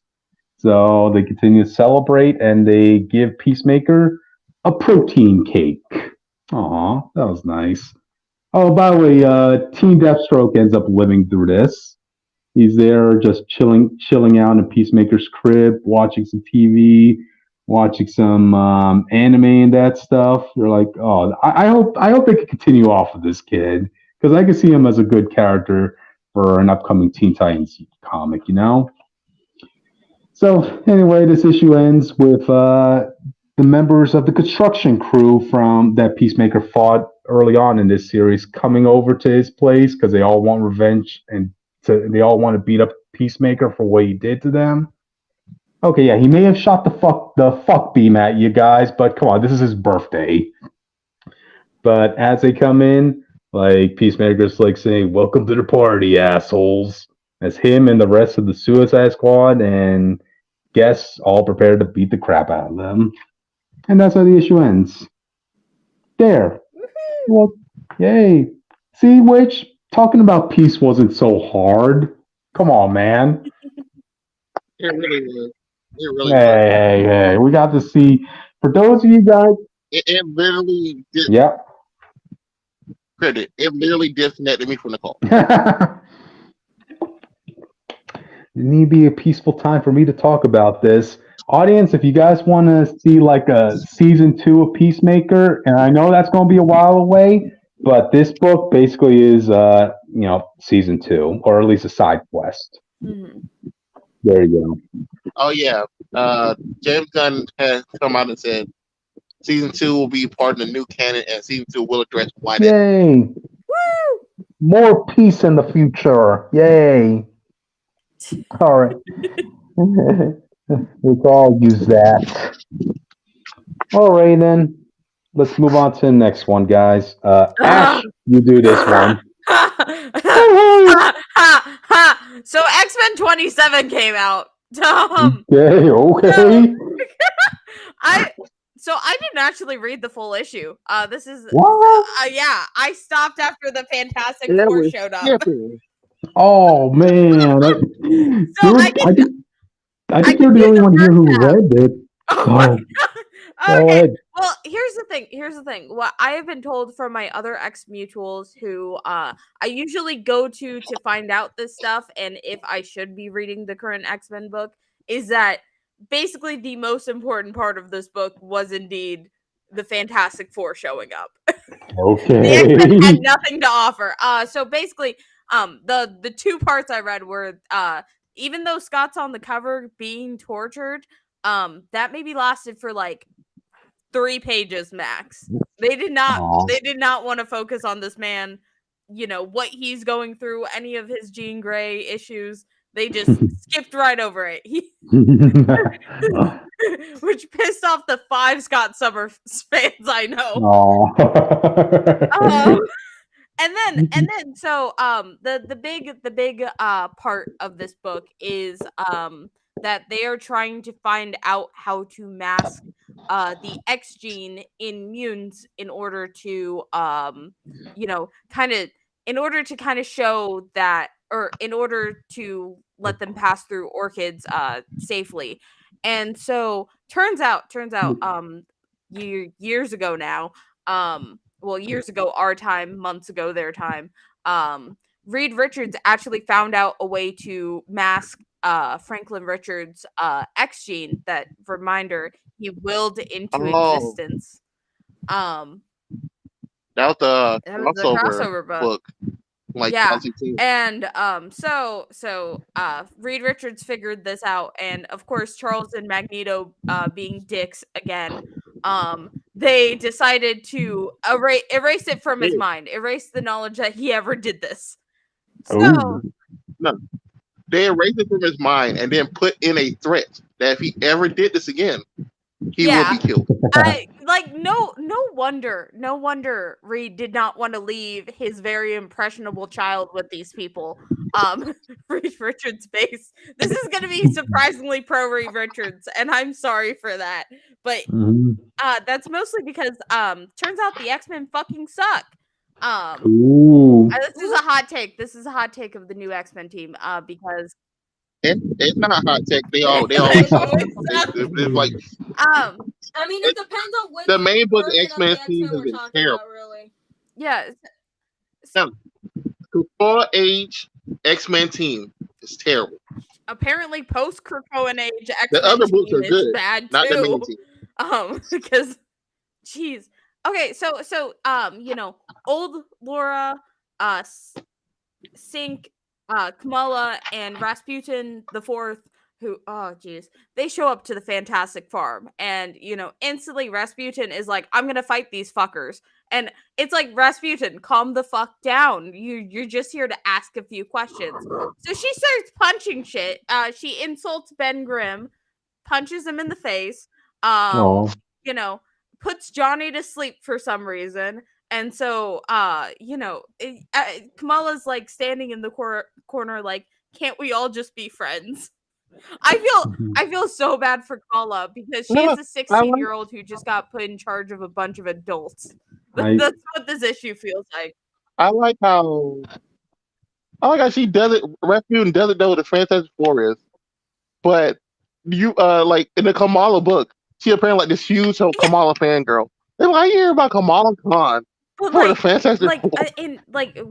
with that as well, because I go back and I read older Fantastic Four issues. Franklin Richards consistently has a pretty important role in the future. Like, how do you not at least know at least the Fantastic Five? Maybe that's where she got confused.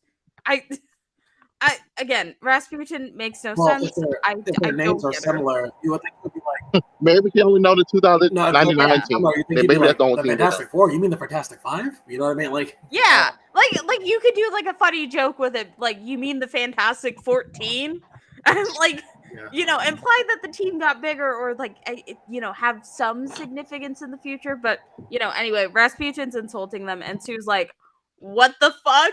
Who are you people? Why did you just randomly show up to our farm?" And Reed looks high as fuck the entire time. And so that's the funniest joke. He just looks high.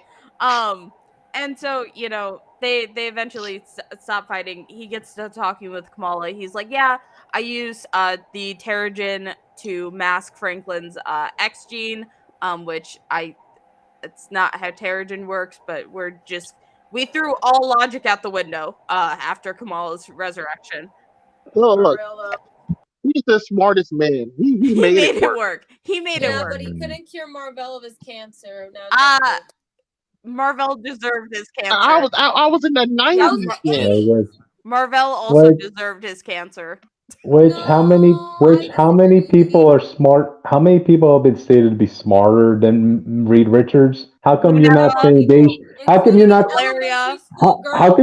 How come you're not giving them and telling them, saying, "Why aren't you curing cancer if you're smarter than Reed?" Huh? Because one of them's an elementary school girl, and I don't And expect smarter? She's smarter than Reed. So what's her cure? At least two of them are elementary school girls, because it's both Lunella and Valeria. Okay. That's true. Well, But I don't expect them to be curing cancer, but It's not an Reed, elementary you've school. cured Wait, cancer. oh, I forgot they retconned her. I Mhm. always forget they that never the had- kids have new ages now, because they were like, Mhm. oh yeah, the 5-year age Yeah. gap between Franklin and Valeria. No, they're the same age, and it's like that. No, I mean, they're not the same Funny thing age about either. Reed- It's just they both aged up 5 years. Mhm. then Franklin should be 20. Like, he's approaching Johnny's age soon. Man. We'll Yeah, see when the kids are back slightly in Fantastic retconned his Four. age. Yeah. So if you go by the Come on. The funny thing about Reed is that he actually did cure cancer. He just couldn't cure Marvel's cancer. Yeah, because he had weird. that seems a bit cancer. I targeted. did but cancer It's later. weird. Okay, he was already dead. seems He a, wasn't dead by the time. it seems like Reed Richards has selected bias. I'm just saying. Oh wow. Yeah, that's I why mean, he you and your deserved Reed Universe hate. Marvel Do I became think evil. no? Reed Richards owed Rick Jones a favor. Yeah. Yeah, Yeah. well, in the Cancerverse, Marvel became evil, and then he became my husband in that universe, so it's fine. Hmm. Yeah, but can he cure yeah. Aunt May's cancer? Did you still have cancer? Is that story still going on? I don't know. I don't think she has cancer anymore. I think she's alive. Okay. I think. No, she had Yeah. The last time I saw her talk about it, she had a chemo, and that was about it. I think that happened like one book. I know she's alive because 616 Spider-Man bragged about it to PS4 Spider-Man. So. No Foggy Nelson still has cancer. Yeah. They don't want to bring it up. Regardless, you know, with all of this, Reed's like, hey, here's how I masked Franklin's X gene. I mean, I guess I can help you guys. Can you like get the fuck out? Get the fuck out of here. How does he remember if it was erased from his mind? I think it was something weird with Rasputin. Like he just kind of like starts like laughing at them after they ask. And then he's like, "Oh yeah, no, it was the Terrigen Mist." Again, I guarantee for this some person just reason, can't read that book. Yeah. for some reason they really do feel like they're phoning in like half the time with these X-Men books. Anyway, the only important thing is that we did get a cute stretchy high five between Reed and Kamala, which I did like that. Finally, I wish it didn't happen in an X book, but I'll take my New Jerseyans being as close as possible, as much as I can. And then I do wanna point out Sue Storm's last line before the book ends, because I know a lot of X-Men fans were like, why aren't the Fantastic Four helping? Or why aren't more people coming out as like anti or like they were saying like the Fantastic Four had no problems whatsoever, which false. But also, this is a reminder that Kamala's resurrection makes no sense. She specifically says that we all have an orchids problem, aka the entire superhero community is being hunted by these fools. Yeah. Why'd you have to make Kamala immune? It made no sense. Why What does he have to have the X-Men Mandate. uniform? like Iron Man. It's not like Iron Man immune to being hunted. Cap is not here. Technically, the Fantastic Four are being hunted, but that's mostly because Sue Storm turned off the sun, and they also made a block of New York Oh, yeah, disappear. Jake's some people most just hated Fantastic Four story, where they just blocked the sun for 3 days. some people So just the can't let consequence that of blocking the go. sun for 3 days is that you get hunted by a government. That's what you get for trying Oh, to yeah, protect so the environment. Yeah, exactly. The Fantastic Okay, Four have done nothing wrong. I'm looking at the book. So apparently Rasputin just puts on Cerebro and then just looks at the memories even though they shouldn't exist. Oh yeah. Mhm. I forgot that Cerebro was a thing. Again, I don't read X-Men comics. I have been forced to read X-Men comics because of what's been happening. I actively chose to limit what X books I read. Mhm. You know what's funny? You said you only read half the book. The Fantastic Four stuff is literally everything but the last page, according to Oh, this. thank God. Oh, thank God. Yeah. I just kind of quit after Johnny was not on page anymore. Yeah, it's literally the Thing, Alicia, and Johnny talking, and then the last page is just Mr. Sinister or whatever his new name is talking to somebody. Oh, And the book ends. please don't kill yourself. That was immediately edited into kill yourself. Yeah. Yeah.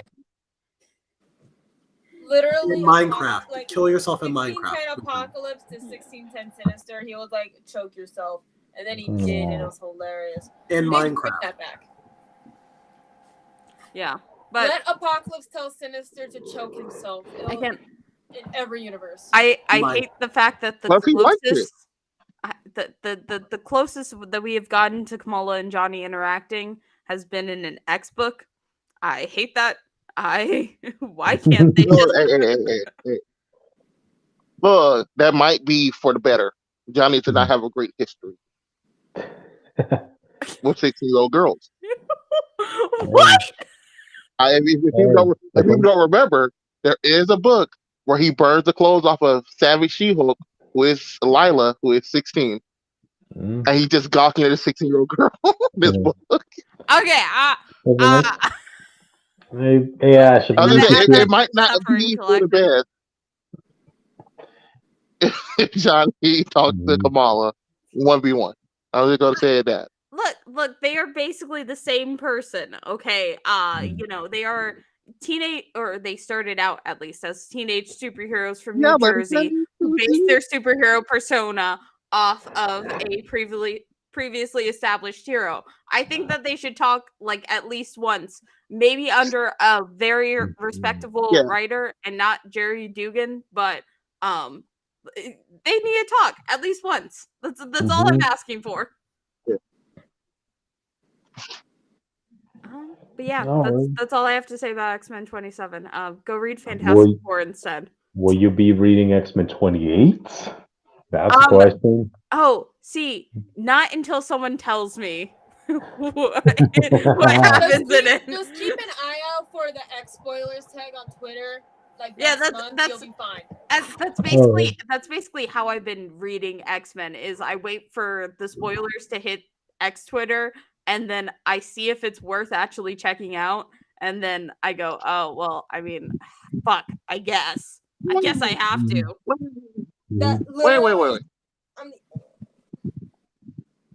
Go ahead, Witch. Oh no, like literally on X spoilers, it's only like me and like maybe one or two other people talking about Alpha Flight, so you'll know when Alpha Flight comes out. So like, I'm looking at the final page of this book though. Why are there 15 different? I only care about Alpha Flight. No, wait. At the end of this book, there are 15 different X-Men books. Yeah. And they're like, oh yeah, so Immortal X-Men, X-Force X-Men, X-Men Red, Wolverine, Astonishing Iceman, Children of the Vault, Invincible Iron Man, which is half X-Men now, Dark X-Men, Realm of X, Jean Grey, Uncanny Avengers, which is mostly X-Men, and there's one more X-Men book. And then Alpha Flight, and then like a bajillion other books. Yeah. If you want a good X-Men book, read Realm of X. It's been pretty good so far. I heard Dust good is in things it. about Realm of X. I will get to it when I get to it. Just not right now. I need to finish reading Hellions, and then I need to read Excalibur, and then I need to read New Mutants. Yeah. I mean, it's still actively coming out, so you got some time. But like a pip. If you want to read good post-Krakoan era X-Men, from this recommendation is coming from someone who does not like the X-Men, but read Realms of X. Read Realm of X if you want to, for Ash, and read Alpha Flight for me. Yeah. If you want a book better than both of those, read Wolverine versus Predator, and not that type of Predator. And we'll get to that.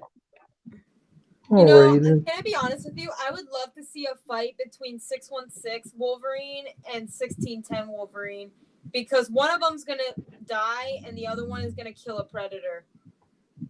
Next topic. There you go. All right then, guys. Let's move on to the next. All right, and I'm calling this one. Gotham War Part 4, guys. Now, I think I'm consistently, I'm kind of like the guy who's been defending this book. Like, I've been enjoying the ride for what it was worth. Now I'm starting,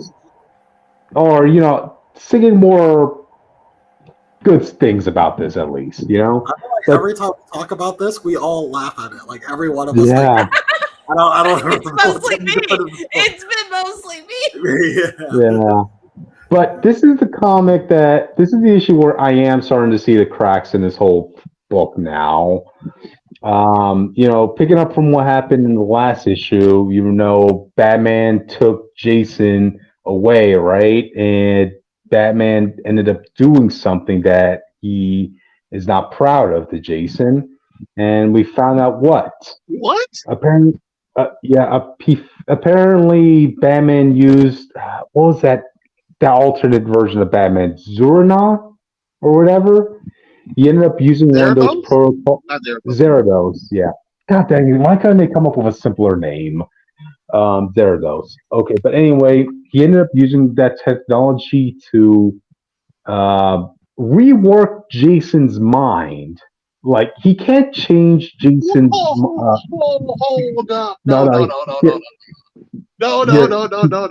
You can't leave. No. You gotta stop there.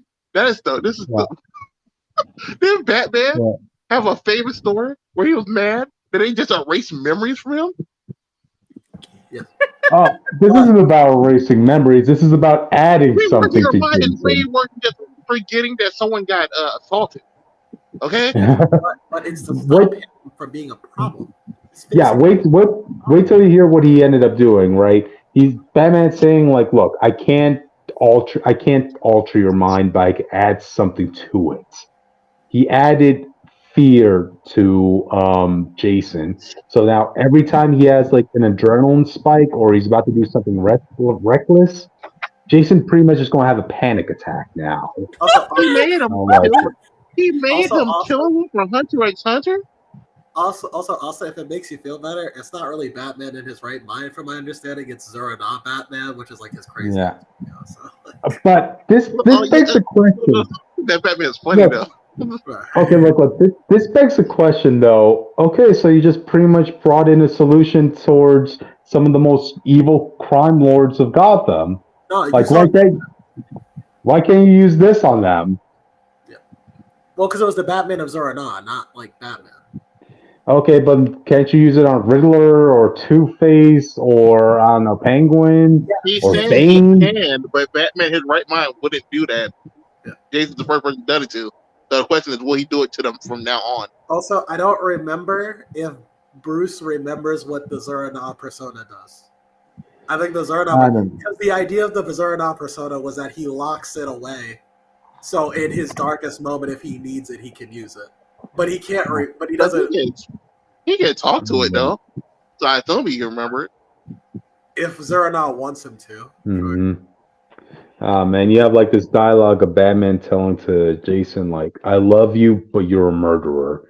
You're a bull in a china shop, and I go round after round with you, Jason, trying to figure out how to help you be a better man." Like, damn. Leave me alone. He would. Okay, he would I don't leave have you to stay in alone. Gotham. You keep bringing me here. Okay, in Batman's defense, like out of all the members of the Bat family, I mean, Jason, he pretty much put himself as the spear point to, going up against Batman during his whole Gotham War arc, more so than Catwoman.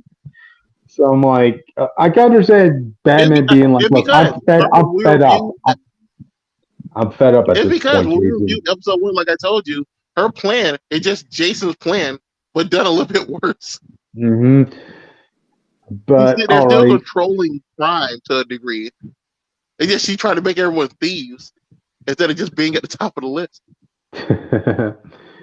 But anyway, while that's going down, you go back to Nightwing, right? And Nightwing is paying a visit to the apartment where Thomas Wayne used to stay at, where when he was studying his medicine and that stuff, right? Apparently, Batman put the hard drive to his computer or Batcave or whatever in this place, and only What? two people have access to it: Batman and Nightwing.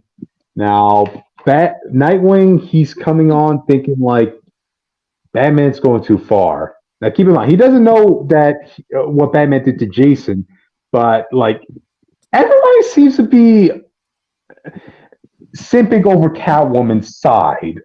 Like they all drank the Catwoman juice and are saying like, no, Catwoman's is doing the best thing for Gotham. She's fixing Gotham. We should not be interfering. We need to put a statue of her because she's so great in this. Her plan is so great. Yeah.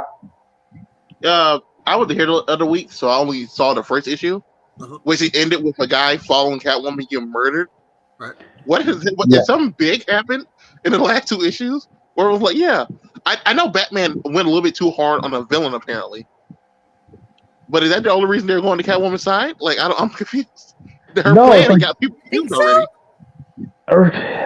It all seems like they're just looking at the statistics and saying like, no, Catwoman's great. She's doing a good job. She's fixing Gotham. I want to. The first man who did what she said got murdered. Mm-hmm.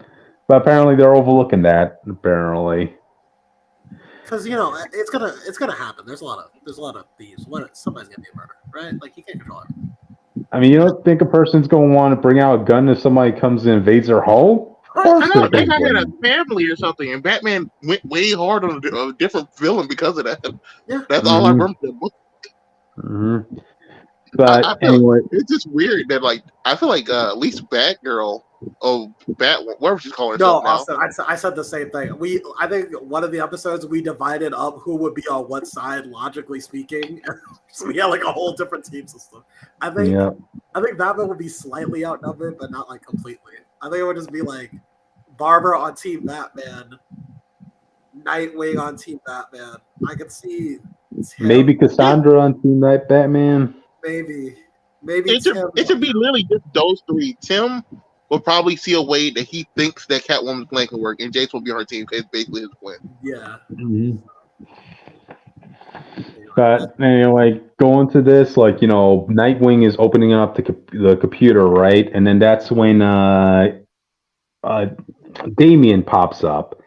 He's like saying, "Yeah, letting criminals run the city, and now you're what? Going to shut down the one man besides me who's actually stopping them?" Yeah, because apparently Nightwing wants to shut out Batman's access to the Batcave and whatever equipment he has left, because apparently Batman's going too far in trying to stop Catwoman. What happens when he just goes to the Watchtower and just get better stuff and just comes back? Yeah, that's where you're starting to see some cracks in the story. This plan isn't really thought out. Okay, but anyway, we also have a second Batcave that's unrelated.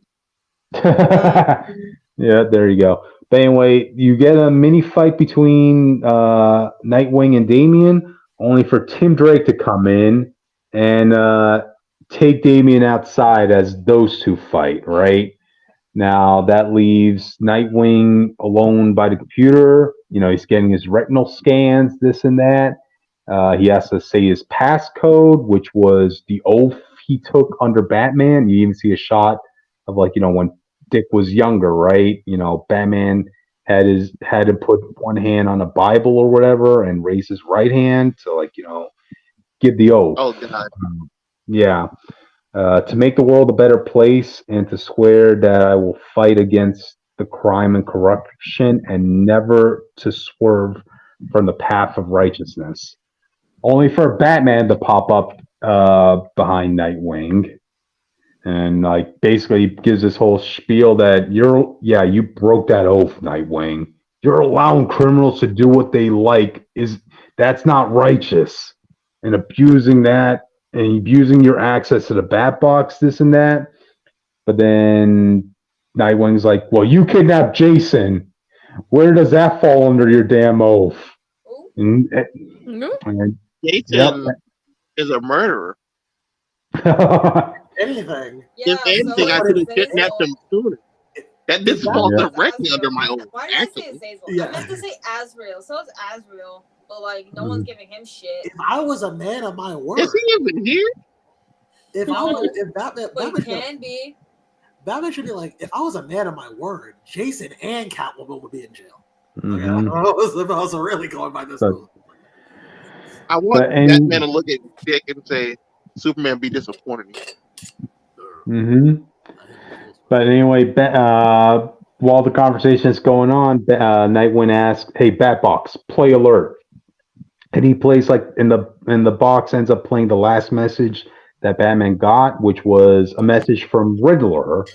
Now, keep in mind, Riddler is just giving Batman clues as to where Catwoman's employees are going to be striking next, and Nightwing's looking at this as, "You're working with Riddler. You're going out of line, Batman. You have to be taken down." And a fight happens between Nightwing and Batman all the time. Yeah, Nightwing, didn't you just free a prison full of criminals not too long ago? This is a man who teamed up with Deathstroke on multiple occasions. It's funny I know this, but there is a comic book I actually talked about off screen where Nightwing is you see the whole of Nightwing's day in first person, and in that book he's helping a criminal. Wow. Yeah, again, you see the cracks in this story by this issue, So anyway, while that fight's going on, you cut to the fight between Damien and Tim, and Tim is like, "Look, I know I can't fight you hand to hand, but guess what? I'm going to have to play dirty." And he ends up using the taser and his staff to stun Damien long enough for him to handcuff him on a rail. And so yeah, Tim comes up to the fight between Batman and Nightwing, and Tim takes it upon himself to hold off Batman while Nightwing goes back to the computer, right? And Nightwing, gets all the information he wants, and he officially shuts Batman out of his resources after finding out what he did to Jason. It's like, you kidnapped him, you affected his mind, he was your son. Like, I want Batman to just be like, Clark, get over here, they're jumping. Yeah, he was my son. Yeah. And then he murdered me. I want Batman to be cornered, and he's just like, Clark, get over here, they're jumping me. Yeah. Nightwing's like, yeah, I officially cut you off from your equipment, Batman. Batmobiles or Bat equipment ain't coming to save you now. You're done. I've disconnected you from everything. Damn, wow. And right before he was about to pretty much land the knockout blow, Tim stops him and saying, "Look, we need to get a better solution. Yeah, I know he's far gone right now, but we need to discuss this with Jason and Selina and that stuff." Only for Batman to shoot a net around them, right? And he makes his escape. Yep, he makes his escape, and he was going to leave Dick and Tim in the hands of the police, but he ends up throwing a batarang to cut them free at the last minute. And you have Damien around the corner saying, "Bob!" He was going to turn them in. He was going to snitch on himself. I know, right? And then you have Damien around the corner saying, "Father, no! Why did you abandon me? I was on your side." Because what? Bitch, What? when were you ever on his side? Well, in this event, Damien was on Batman's side. But I mean, Damien, you're kind of taking this a little hard. I mean, come on, Batman needs to regroup at this point. It's not like he's disowning you or something.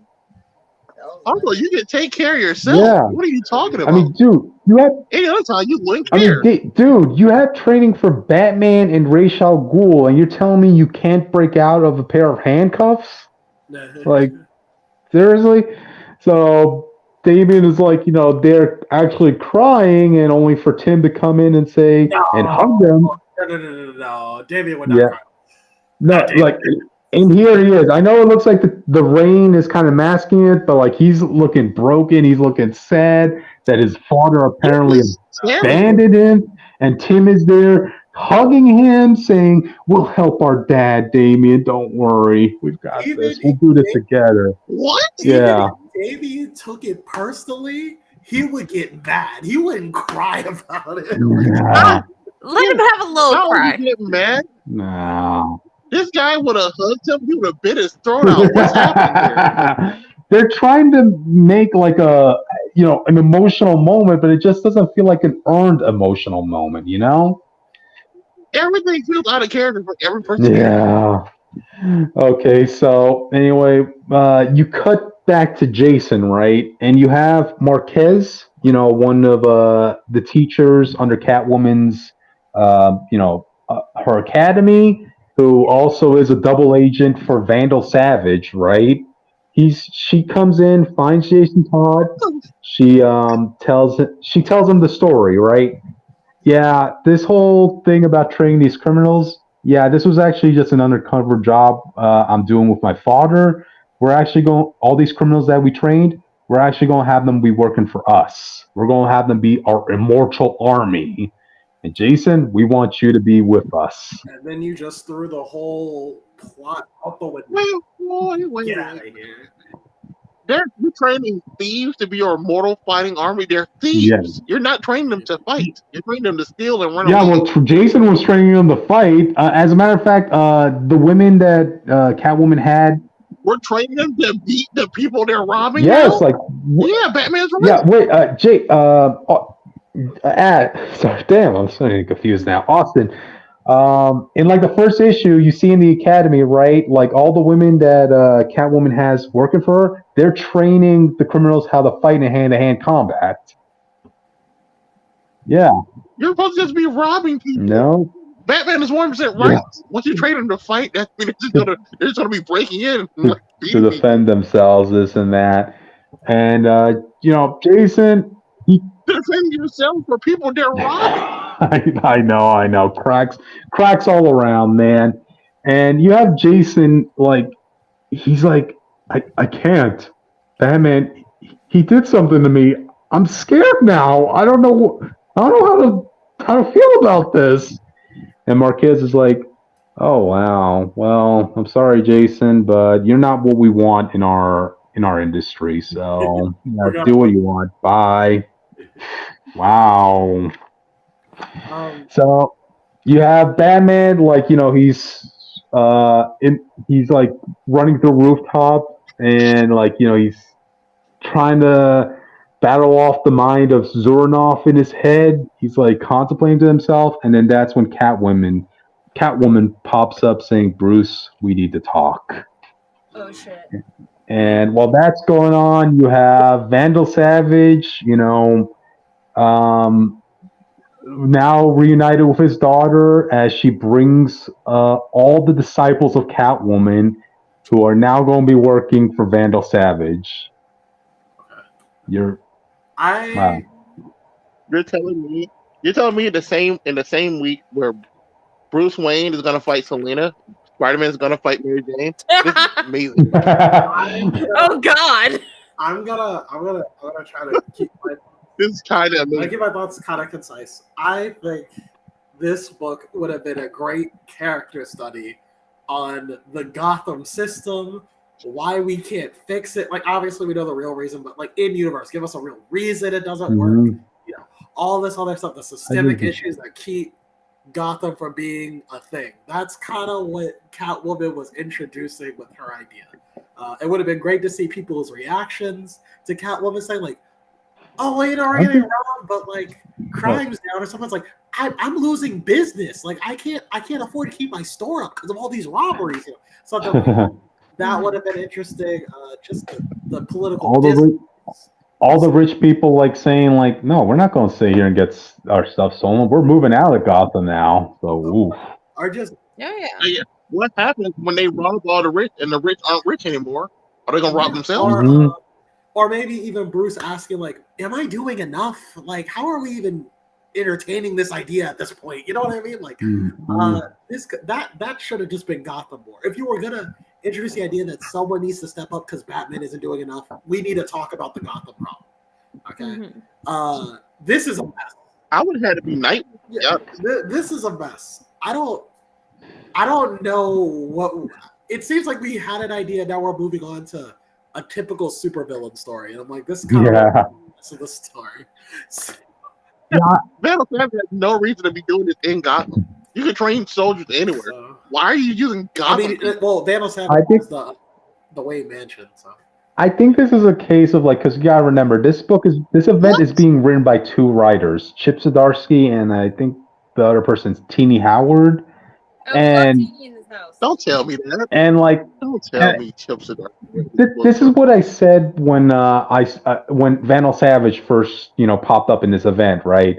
I feel like him buying the Batcave and buying all of the rest of Wayne properties under him, that should be a story unto itself. It didn't feel like it had anything to do with the Gotham War event. It just got forced in, And also, no other hero would let that happen. By the way.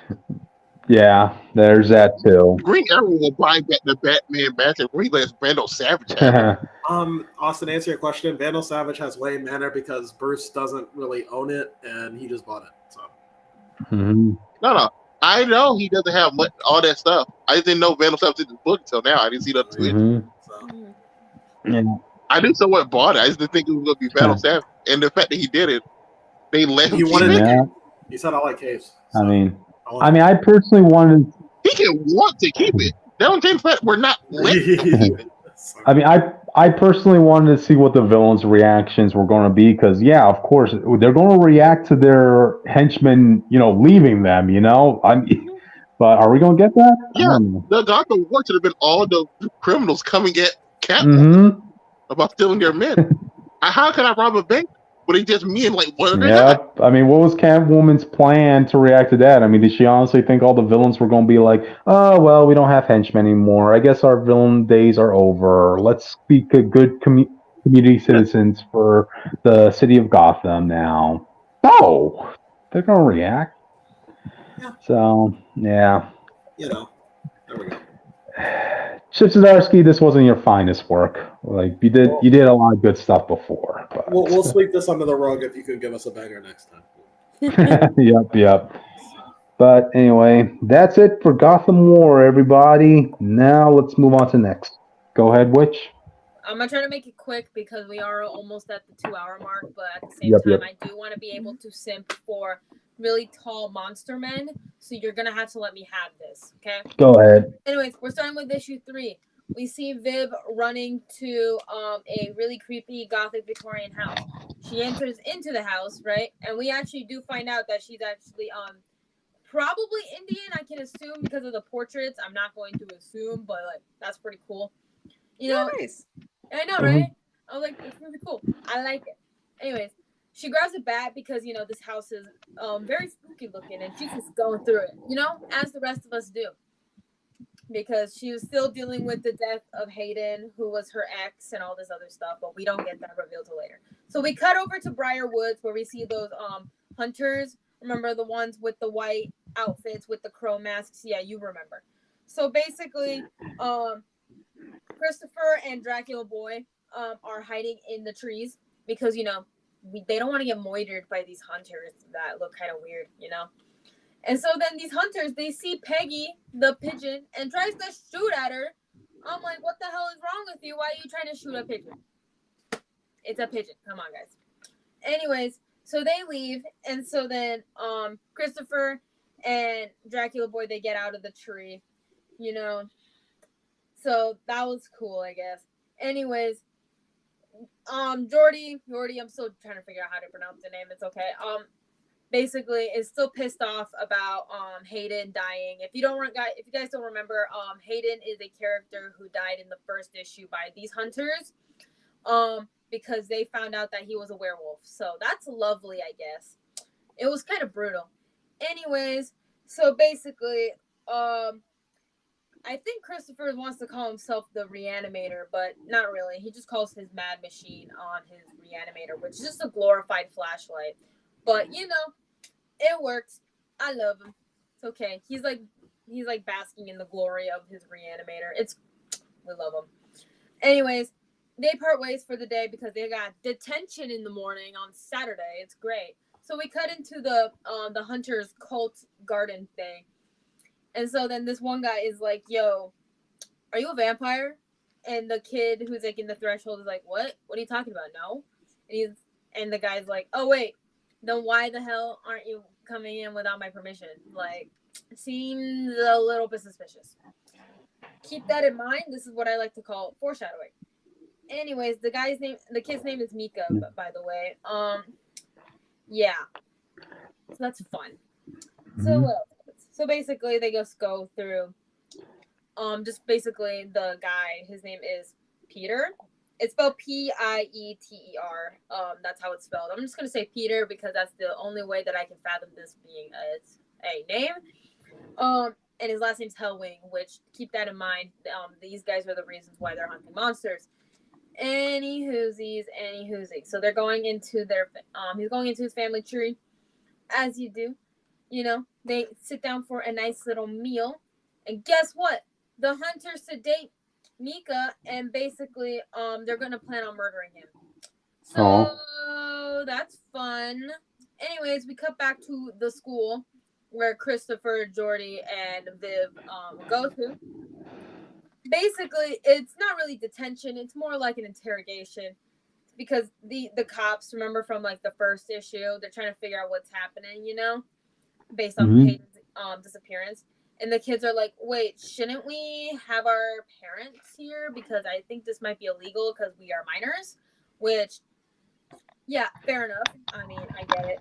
So, yeah, Toombs is like, God damn it, I can't really get anything about like around these kids, you know? Because, like, yeah, you can't just interrogate minors without their parents' permission. I should know firsthand. Yeah, we'll get to that another day. Anywhoosies. So basically, she's like, if you find anything, let me know.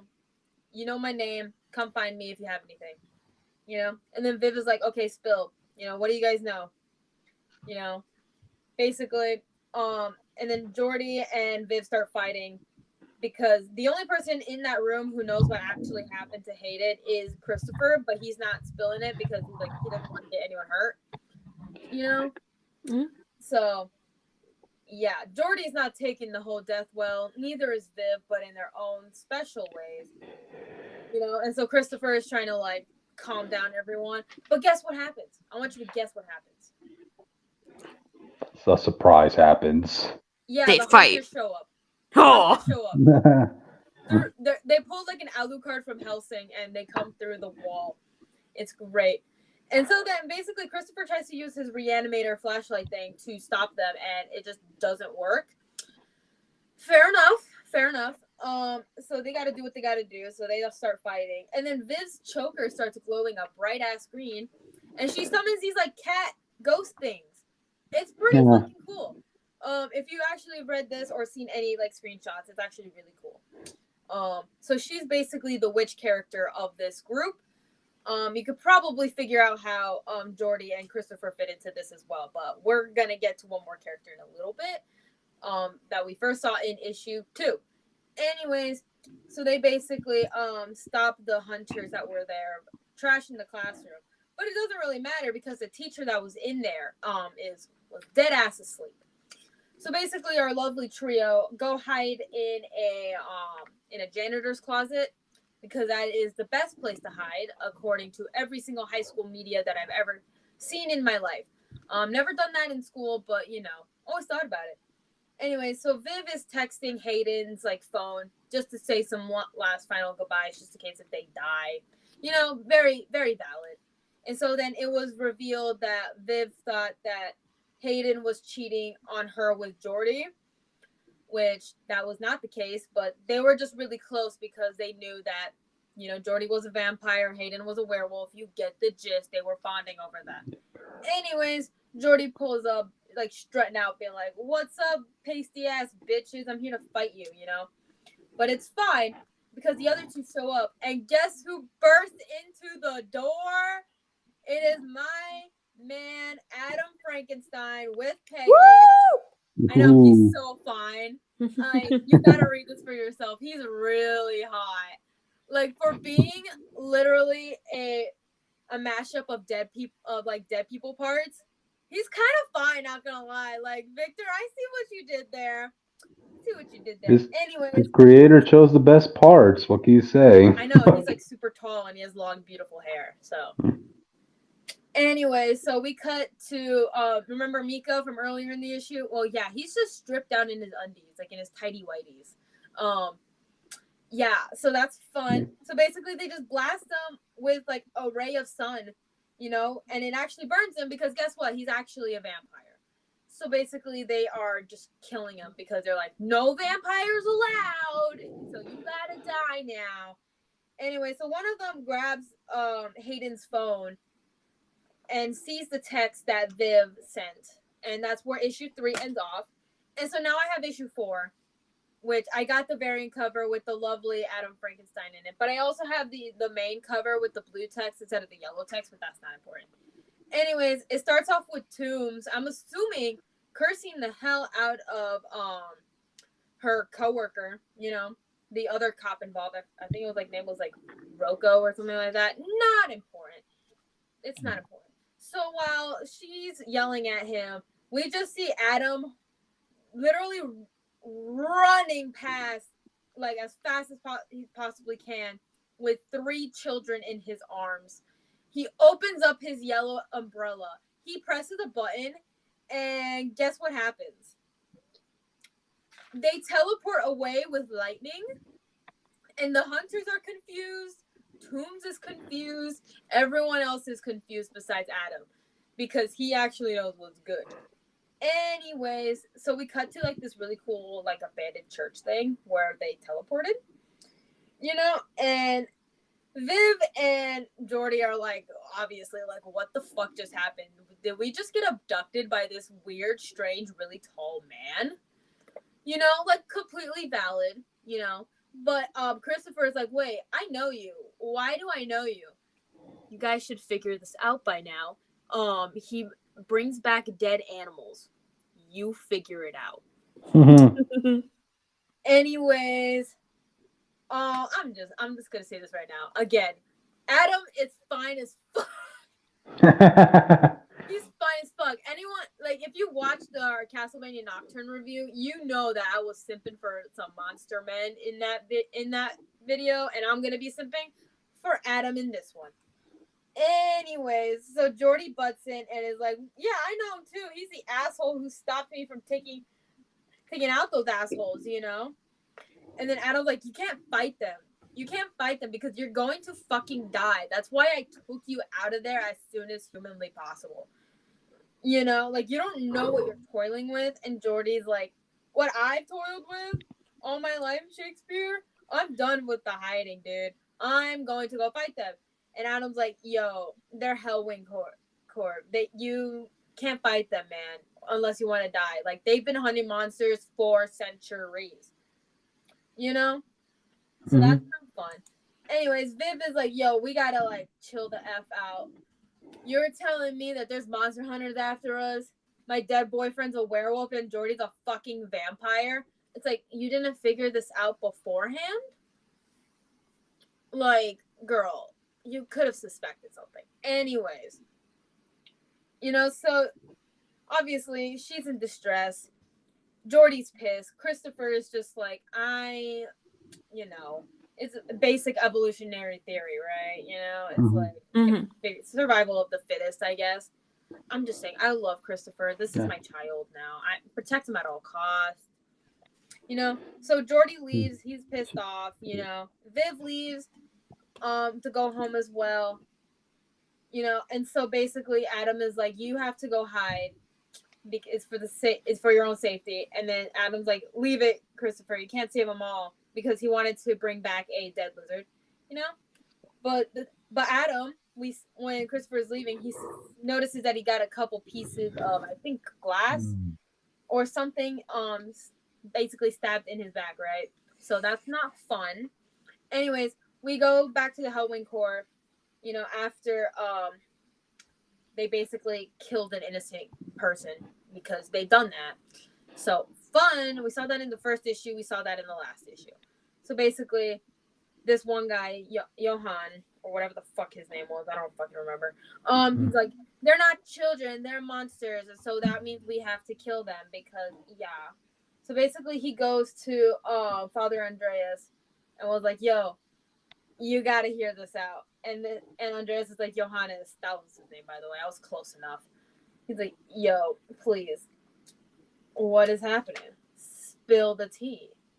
Like, give me the information I want. Anyways, we go back to Christopher's point of view, and he basically shuts down his entire laboratory. And I'm like, what are you doing? This is your call. This is your passion. So basically, he goes inside his the actual house that his mom lives in. And so then he's like, yo, what's wrong, Mom? And his mom's like, why didn't you tell me? Like, the third overnight, like, I did my third overnight in a row, and I get a call from your principal. Like, what? Like, why are you skipping detention? Why are you getting into fights? Why are you destroying school property? What is going on? And he's like, I want to tell you, but I can't, It's like, he wants to, but he just can't because, like I said in, just 2 minutes ago, yeah, it's not safe for him. It really isn't. So, it's like, yeah, she knows that he's been different his entire life. Like, yeah, he's probably autistic, by the way. Everything about his entire life has been explained. But, besides the point. So, and he's like, and he gets very upset, you know, rightfully so. And he's like, I don't think you ever really knew me, Mom. And I'm like, damn, I felt that. You know, it's like, if you actually cared, you know, you would have actually figured this out. And so he gets really upset and he leaves, and stating that he'll never be normal. I felt that to my core. Anyways, so we cut back to Viv. She's texting someone, we don't know who, and then she gets a call from her mom, I'm assuming, and she declines the call, you know, because it's like she's going through some shit. Like, give her a moment. Mhm. So basically, she drops her phone on the ground and she starts crying, and so then her little cat spirits get summoned, right? So then we cut to Jordy, right, at family dinner, and guess what we find out? We find out that Jordy, my Dracula boy, is trans, and I'm like, hell yeah, we got trans POC rep up in here. Like, Cool. we don't get that often. We really don't get that often in any comic, like any comic book company. So that's really cool. And he's a main character too. Hell yeah. So basically, his dad's like, yo, you need to just like go to the checkup. This is like a big deal. Your top surgery is a big deal. And he's like, I'm not ready for that. But I do have something else that I want to tell you about. But like, he's not able to tell his family.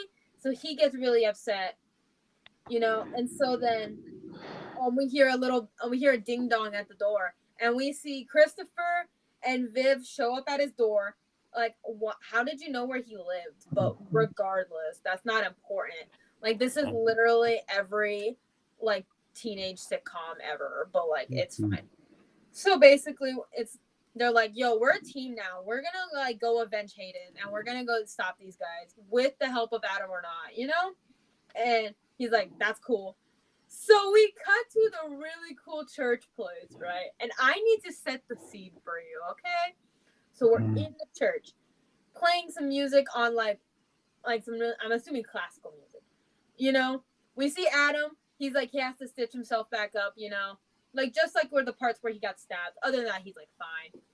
Keep in mind, he's only in his undies, hair down, in the church, listening to his tunes. You know, I'm just saying, you gotta read this to understand how I am reacting to this internally, because I'm losing my shit internally, but I'm not gonna say anything else, because if I do, this live will get taken down. Anyway, so then he hears a knock at the door. He quickly gets dressed. He's like, no. And they're like, what do you mean? It's like, we finally worked our shit out. And Adam's like, go home, man. It's getting late. It's like, yeah, we know it's late, but we want answers. Like, motherfucker, man. It's like, we don't even know your name. Like, you saved us and you don't even tell us your name. Like, you didn't have to, but it's like, come on, you followed Peggy, man. You risked your life for us. Like, the least you could do is tell us your name. You know? And it's like, Christopher's like, we just want answers. And then Jordy and Deb are like, we need answers, you know? So, yeah. And so Adam's like, my name is Adam. Like, please come inside, you know? Well, actually, we have 2 topics left. Yeah, you got Man No, 4-Stick, and Yeah. you got Blue Beetle. No, we're skipping the Blue Beetle to save time. Okay. Yeah, I can go really fast through I'm Phantasm sorry, I 4. had 2 issues No, you're to good. talk about. Let's go. You're good. Because I always get rushed during my topics. I'm sorry. yeah. No, because here's the thing with Fantastic Four number 12, aka the Oh, Dino Avengers issue. Let's save that for when we get to it. You know. Give it a thought. Oh yeah. Are you still good? I have Okay. like 4 more pages left. Yeah. Sorry, my mom just came in. Yeah. Okay, go ahead, Witch. Okay. Witch. Finish it. So basically, the kids go inside the church. So Toombs is basically scoping out what's going on at the church. You know, she finds out his name. Then we see some cops pull up, you know, and it's like, what the hell, man? And so then basically they're swatting the church. And then guess who shows up? Like, guess who's showing up to like this weird tower thing? Yeah, the Hellwing Corps.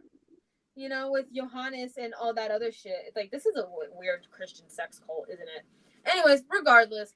So basically, some of them go in, and then Johannes is like, Colonel, you have been summoned. Father Andreas needs you now. And so this guy, who has basically a red lightsaber sword thing, and he's like, he's wearing red instead of the normal white because, you know, he's a cardinal, You know, think of it like Pope logic, okay? Think of Vatican logic here. Anyways, and so he says his will be done, and then it's to be continued. And the next issue doesn't come out until November 15th, so I have to be patient. Anyways, yes, Team Hayden. Yeah, that's their team name now. Anyways, you could probably figure out that a lot of these characters are based off of different like monster tropes, I guess you could say. Like we got our vampire, we got our Frankenstein's monster, we got Frankenstein himself, and we got our lovely little witch character. And we did have our werewolf character, but he did die in the first issue. But his soul will always be here for us. Anyways, go read the Oddly Pedestrian Life of Christopher Chaos, please. I need other people to talk about it with. No one wants to talk about some of my books with me, so I want someone to talk to about this. Two things, Cryptid. If Austin gets back in, keep an eye out because you have to let him in. He can't get in on his own. Yep. So also, I love how the moment we talked about Fantastic Four, Ash was like, "You don't think about Fantastic Four." I'm sorry. I have one train of thought sometimes. No problem. All right then. In conclusion, Adam Frankenstein is really hot, and you guys should go read this book now because I love this book so much. Yeah, go read it. Speaking of hot people, let's talk about the Fantastic Four. Go for it, Ash. Right, you know you've been waiting for it. Yeah. So I will say most of this issue, I just need people to read it because it's very visually interesting in a way that I cannot replicate just by telling you about the Dino Avengers. But essentially, we to kind of open up the scene. A old Yancey Street friend of Ben's is having some disturbances near his home, so he invites the Fantastic Four in. We find out about Sue Storm's doctorate. She is an archaeologist, which I think is amazing. And we need to see more of it. She needs to team up with more archaeologists. That's all I'm saying. Exactly. But so they obviously go and investigate, and then they get sucked into an alternate universe where everyone is dinosaurs. Of course, they fight the dinosaurs at first, which is why I need you to read this comic because, oh my god, beautiful. 4 tiny humans fighting dinosaurs. And I just like this is kind of like going from the dinosaurs perspective because when the Fantastic Four come up, they can't understand what the Fantastic Four is saying. Yeah. Which should make sense, Yeah, and I feel like it also very much highlights the way that the Fantastic Four differ from other superhero teams because we do see Reed try and communicate and establish a form of communication between them and the dinosaurs. I like how he analyzed the situation because, okay, yes, they look like dinosaurs, but they have to have some level of intelligence for there to be at least an Iron Man, Yeah, it seems like a sustainable societies, you know? And then I especially like the hard cut to the original or Earth 616 where it's the Avengers fighting the Dino 4 and they are getting their asses beat. Oh yeah. Because Johnny even says he's like, oh, surely the Avengers established communication with these dinosaurs, and then it just hard cuts to them not doing that. What dinosaurs were the FF? So I don't know enough about dinosaurs. I do know that Reed was a T-Rex. Ben, it's unclear what exactly it is. That dinosaur that has that really hard skull. I forgot. Yeah. Craniodose or something like that. Craniodose. Johnny is a raptor, which I feel like that's very accurate. And Sue Storm is a Triceratops. Now I want to know. Yeah, go ahead. Oh no, I was about to say that was. I was shocked by that, but I appreciate it. I want to know what sort of dinosaur biology would have to make a sibling out of a Triceratops and a raptor, If there's a will, there's a way, Cryptid. There's a will, there's a way. Well, so we actually later in the issue, they're showing Tony is showing around the Fantastic Four, they're showing them the dinosaur universe. We actually do get to see the kids again. Yeah. But they're dinosaurs. So I feel like the explanation also comes in with this because Valeria is a T-Rex like Reed, and Franklin is a Triceratops like his mother. So I think it just like maybe Franklin Storm, the original was a Triceratops, and their mother Mary was a raptor. Like that's just the explanation to it. It's as good as it's as good as an explanation as we're going to have without us having to see what the mating looked like. It's as good as an explanation as we're getting until Marvel greenlets a Dino series with Ryan North. Marvel, please, if you ever kick this man off the Fantastic Four book, you need to do two things: give him this dinosaur series and put him on Iron Man. Oh man, I would love to see. I would love to see the reaction people will have, because I know a lot of people are a little frustrated with Reed's certain science approaches in this book. Okay, so now let's see what Tony Stark's approaches will be. Like, is he going to give? Is Tony Stark going to give suits of armor to all the window washers of New York? Absolutely, he would do that if he wasn't broke. Yeah, but anyway, so issue continues, and they of course find out that the reason that this rift has been created is because the Dino universe and 616 are so similar that they are now imploding in on each other. Oh no, an incursion is happening. Wow. Another incursion, but this time we get dinosaurs, which I think makes it better. And so with that, worlds colliding. So Reed's like, okay, we got to get back to our world so we can help, solve this and like break them apart. And then as they're going home, I guess who shows up? Your mother. I wish this was my mother. This is Dinosaur Dr. Doom. Dr. Doom as a dinosaur. Is this the cover that you were talking about? Yes. Ross cover? This is why Alex Ross had to draw Doom riding a dinosaur Dr. Doom, because Dinosaur Dr. Doom comes in and is like, nah, I don't give a fuck where you're from, Reed Richards. I will fucking kill you. I will get your ass. Honestly, I will turn you into dinosaur poop, Reed. I will get, like, no matter what. Dinosaur Dr. Doom has no idea what happened to Dr. Doom of their universe, which he kind of just blipped out of existence. But, he doesn't know. He's just attacking Reed because it's a Reed Richards, and he's like, nah, fuck you. You're damn right, Doom. You're damn right. Yeah, which is why everyone should read issue 13 to figure out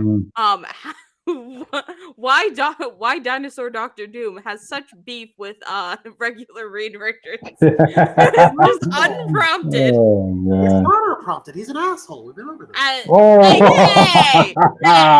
Hey, we do this every single time. You have nothing to complain about Reed in this issue, Jake. Like, he was actually being reasonable in communicating with the dinosaurs. Oh, give me a minute. He'll find something. Yeah. But another thing I kind of liked in this issue was, like, they were discussing, like, all their dinosaur counterparts, right? And they did mention Galactus in this issue, who would just have been like another T-Rex, right? And I'm thinking, no, they don't say what he is. They call him a big purple dinosaur, which implies that he's like Barney. Yes. and I think that was fucking hilarious. Someone should make that edit. Oh, Galactic Barney. That's something to go. I wonder what his Silver Surfer would look like. I guess another pterodactyl, I guess. I would assume a pterodactyl, but I don't know. I thought Johnny would be a pterodactyl, and then he wasn't. So honestly, I'm just in love with how this current Fantastic Four series is going, because it's very much like it can still hit on serious notes, but it's still keeping it lighthearted and fun, and like giving me a reason to want to read the next issue. Yeah, for like X-Men.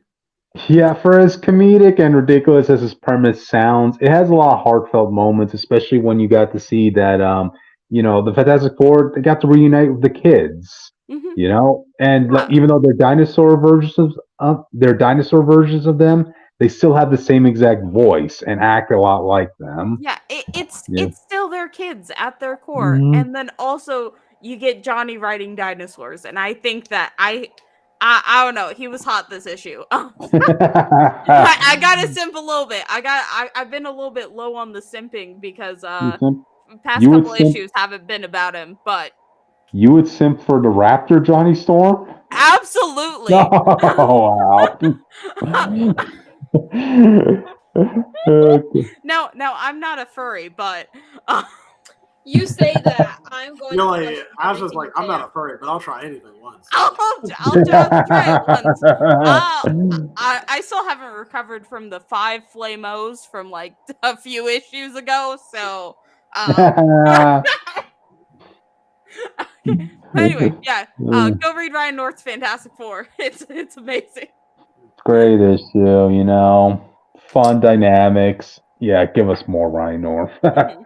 Give us more Ryan North in general. Give us another Yeah, Fantastic Four book. We need it gotcha, desperately.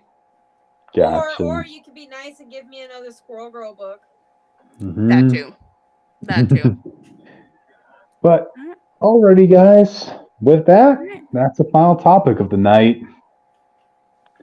All right. So, does anyone want to plug in our last socials? I'll go first, since we're here. Yeah, feel free to subscribe to the YouTubes and hit like or dislike. I don't really care. It engages us. Feel free to leave a lovely little comment about anything. Even if it's simping for really tall monster men, I will be seeing those comments. Or dinosaurs. Or dinosaurs works too. Yeah. Yes, we'll get to that If you too. tell me, Or if you both. tell me Please why both. Reed Richards is a terrible person, I will give you a heart in the comments. Anyways, yeah, feel free to subscribe, turn on post notifications. Also, follow the Twitter at Comic Fanatic 69 because I said so. Sometimes I post things on there. Same with the Instagram, which is Comic Fanatic 2.0. Yeah. You can follow me on Twitter at Witch of Jotun with an E instead of a U. We've been through this already. You get the idea. I'm not changing it.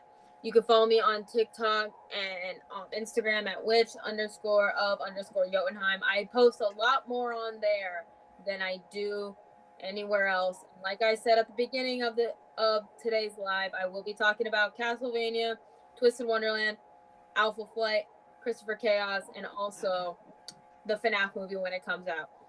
But if you want to be extra nice, ask about Briar. I'll talk about that all day long. Also, despite what the thumbnail implies, we are not owned by Marvel Studios. We are our own independent brand.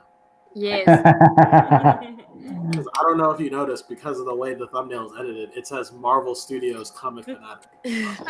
I did that on purpose. By Is the way. that a sign? Is that a sign that things to come in the future? Will Marvel want to buy us out? Fuck no. Hey, I could use the money.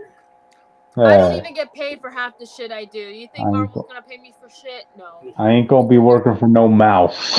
I'll pull Dave Bautista if I have to. Anyways, don't try to find Austin, Cryptid, or Jake. They're gonna murder you if you do. Yeah.